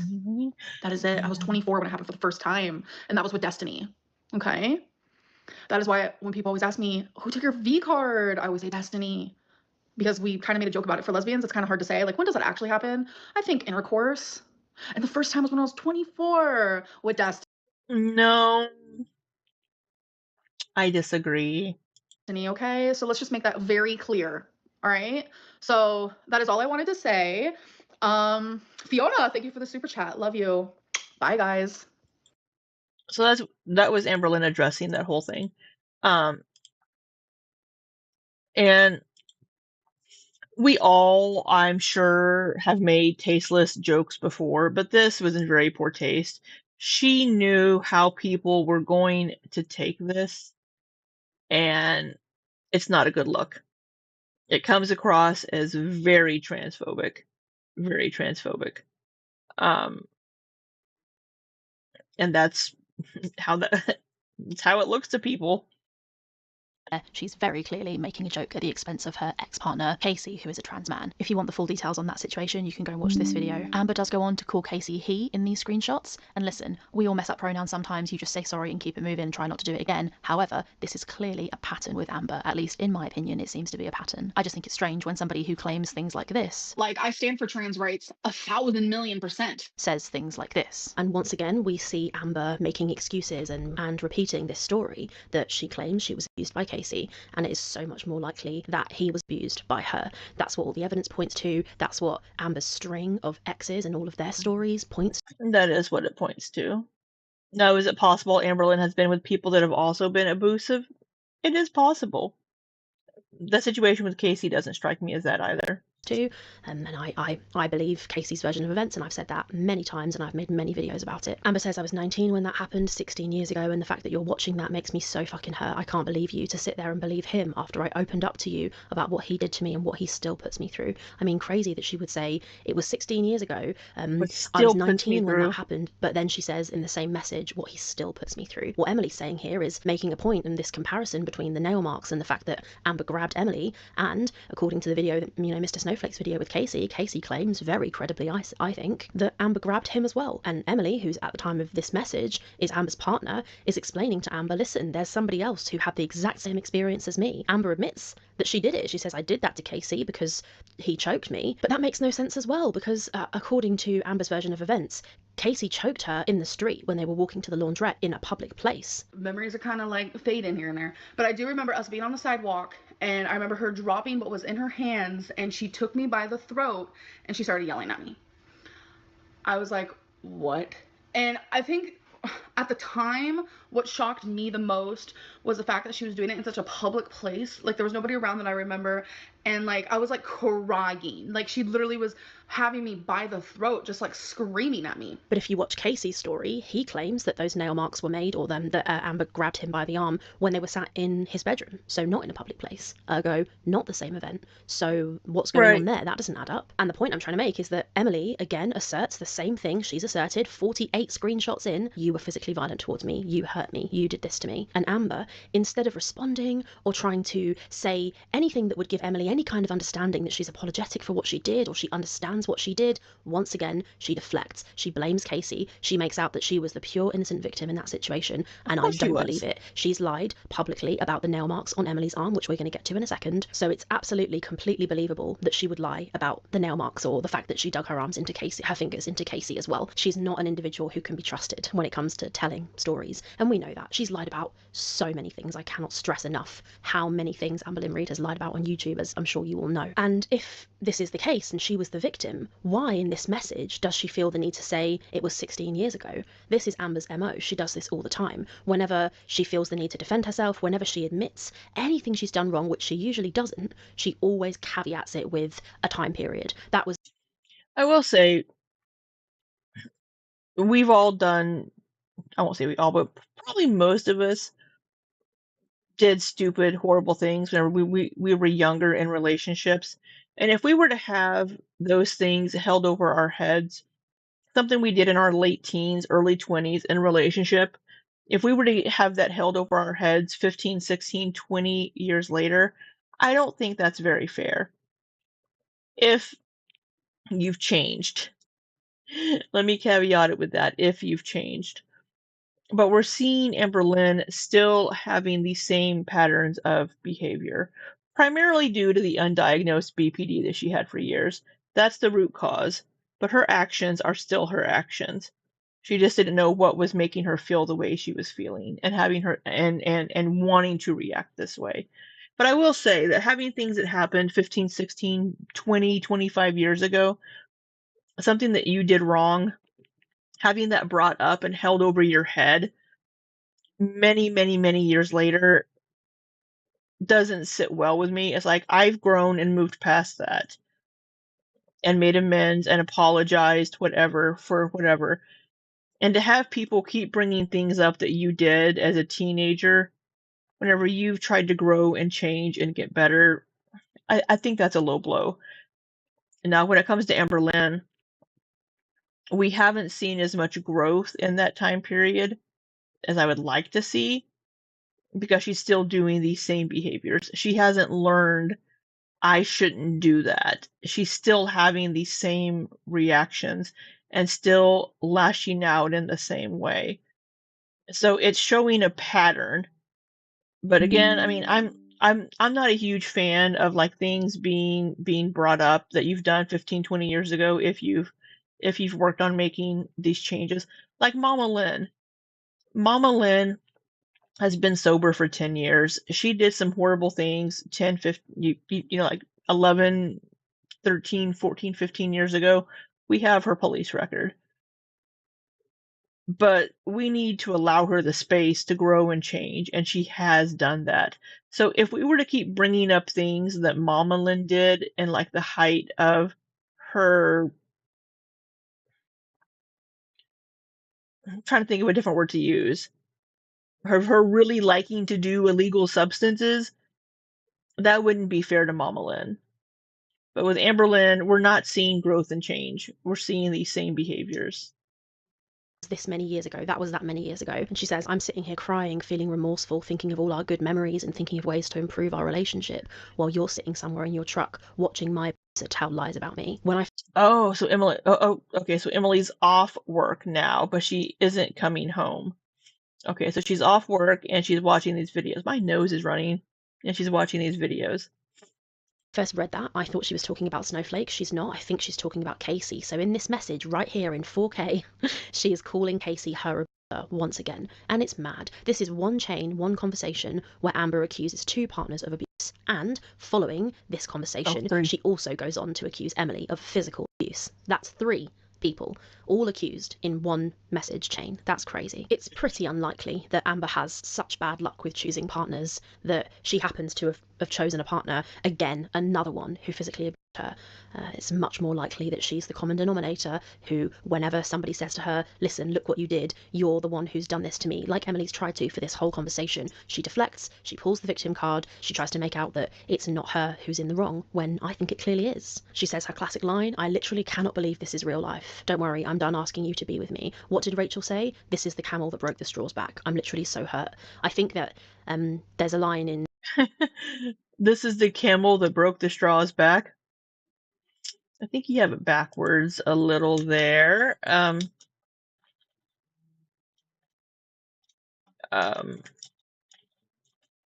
But I literally cannot believe this is. She's so fucking dramatic. So dramatic.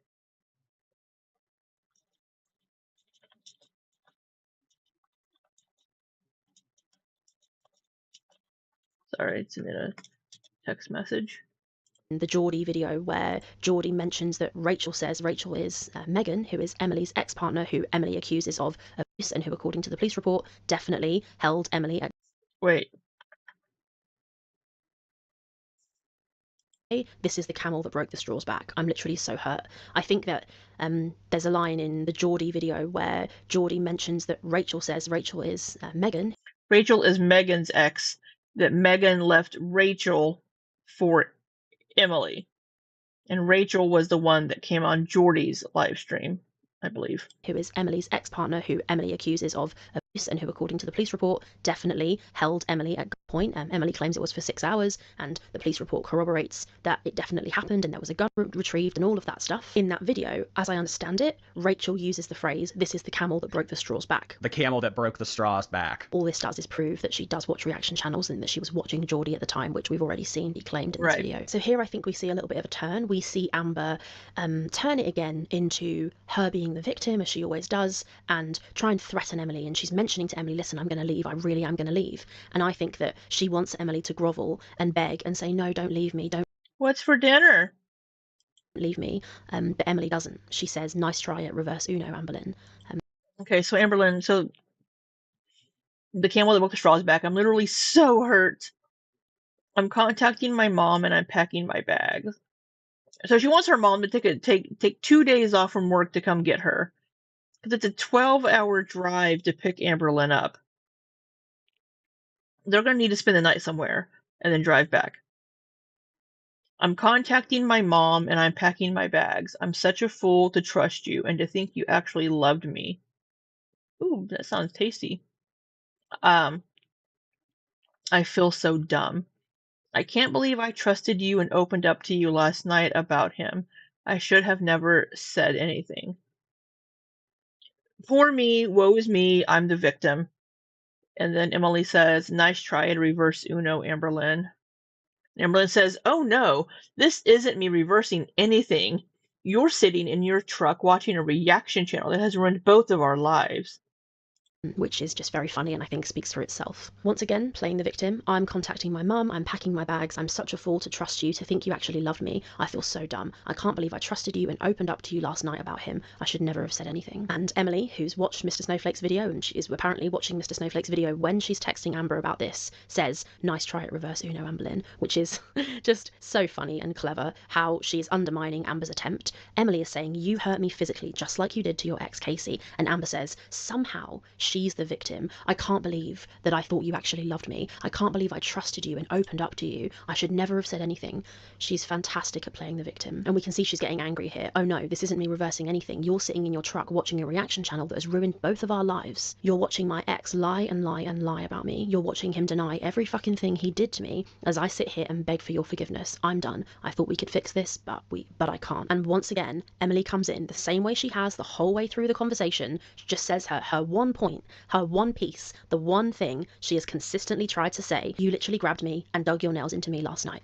And Amber goes, no, I didn't. Even though throughout this conversation, she has tried to kind of turn it around and say sorry, even though she never specified what she was saying sorry for. But then here it is again, another denial. No, I didn't. Emily says, are you kidding me? Amber says, you told me I scratched you. Now I grabbed you with my nails. What nails, Emily? And I think that's her suggesting that her nails were short. It doesn't take very much nail to make a mark on somebody's skin. I know that that's true. And Amber repeats, well, but to dig in and draw blood, I mean, Amberlynn's nails aren't up even to the tip of her finger.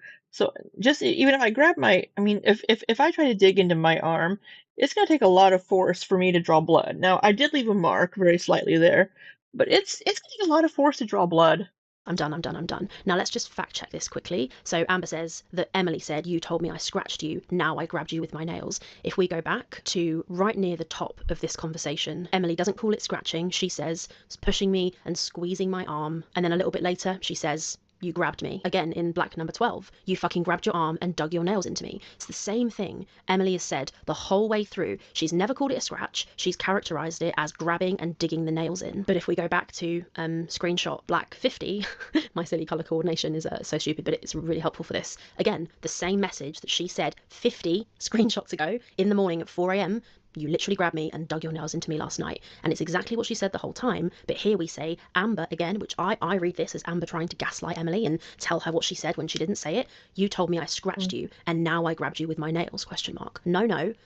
There was a mention of scratching when Amberlynn was like, I scratched you on accident whenever we were cuddling or something. Emily has characterized it as grabbing with nails from the beginning. Exactly the same the whole way through, because people who are telling the truth are consistent. The story doesn't change because the story is the story. The person who's fabricating and changing and manipulating is Amber. I can't say that any more clearly. It's very obvious. What I will say is the way that Emily speaks to Amber here is very cold, very firm, very clear. I know Emily's just done.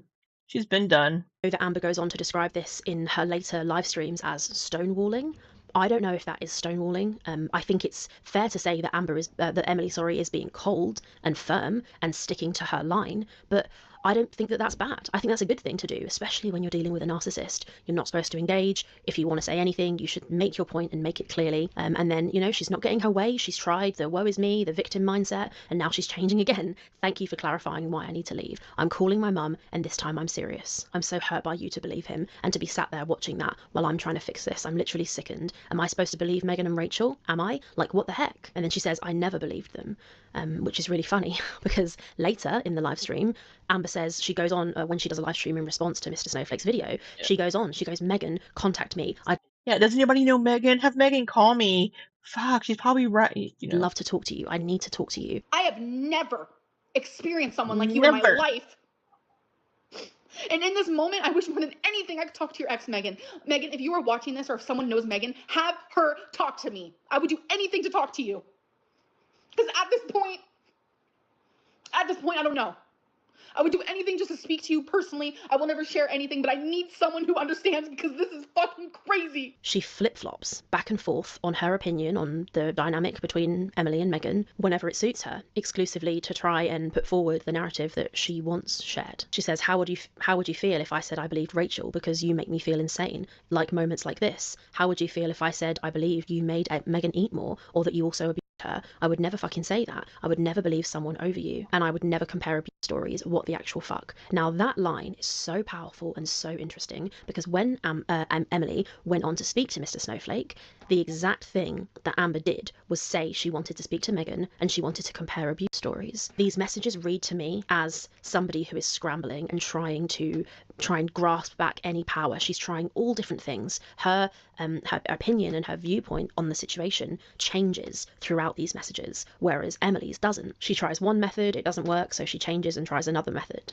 She's trying different tactics to try to get Emily back and try to rope her back in. She tries the sympathy. Oh, feel sympathy for me. She tries the, well, you did this too. And then she's going back and forth. She's trying so many tactics. It's really fascinating to see. And then here we've got a bit more, I don't know, I don't even know what you'd call this, manipulation maybe? You're not the person I fell in love with. Have fun watching me, oh, I think that's meant to say Mr. Snowflake, the man who, is there one missing here? Have fun watching Mr. Snowflake, the man who, is there something missing there? The man who what? I wonder if the bottom of that message is just cut off, or very curious what that says. And then she says, you know they both have a motive. That motive is to make me look like a monster, and you're believing it. Awesome. I think it's very clear from these screenshots and these messages and the way she speaks to Emily, she doesn't need any help making herself look like a monster. She really doesn't. She says, should I have believed everything said about you? That's not love. And the thing is that she's trying to make Emily feel bad here. But Emily, if the evidence is to be believed, there's a photo of marks on Emily's arm, which is the altercation that Emily claimed happened. And Amber went on to lie about the, pretend and claim that Emily faked these nail marks days later, which is not true. And I will come to the nail marks in a second, properly, which I keep saying I will, but I am going to. But Emily has had this experience, and she's seen Casey claim that he had the exact same experience, and she's saying these two things happened, they're the same. And Amber cannot stand it. She needs to be seen as the victim. She hates that Emily is interacting with Mr. Snowflake's content and comparing stories with Casey. Emily doesn't respond. She just puts this screenshot here, which is a screenshot of earlier in the conversation. Yeah. It's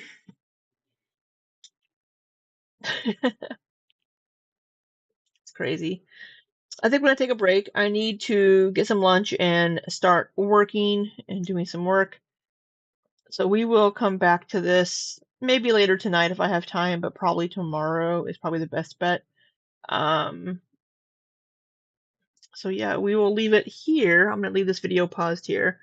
Yeah, Amberlynn is just, yeah, people have motives to make her look like a monster. People do that. Sure, a lot of people in the community do that, but she's trying so hard to paint herself as the victim and to rope and to manipulate Emily back into the relationship. And tomorrow we'll try to get through this quickly, and then we'll get to what Amberlynn has streamed in the last couple of days going over this whole thing. Because Rachel uploaded another video after this one. I'll try to catch up. I'm so behind. I need to try, if I want to keep up on things, I really need to try to make time and find time to stream, even for just 30 to 45 minutes during the week. But yeah, this is craziness. This is absolute craziness. But I am going to get some lunch and all that jazz. And I hope you all have a wonderful day. Thank you for spending a little bit of your time with me. I greatly appreciate it. Because it's Saturday. You could be out doing all kinds of stuff, having a gay old time. And we'll also get to more Quirky, because she's a mess too. But yeah, I hope you all have a wonderful, wonderful rest of your Saturday. I should see you tomorrow. So yeah, thank you all. And until next time, be safe and take care.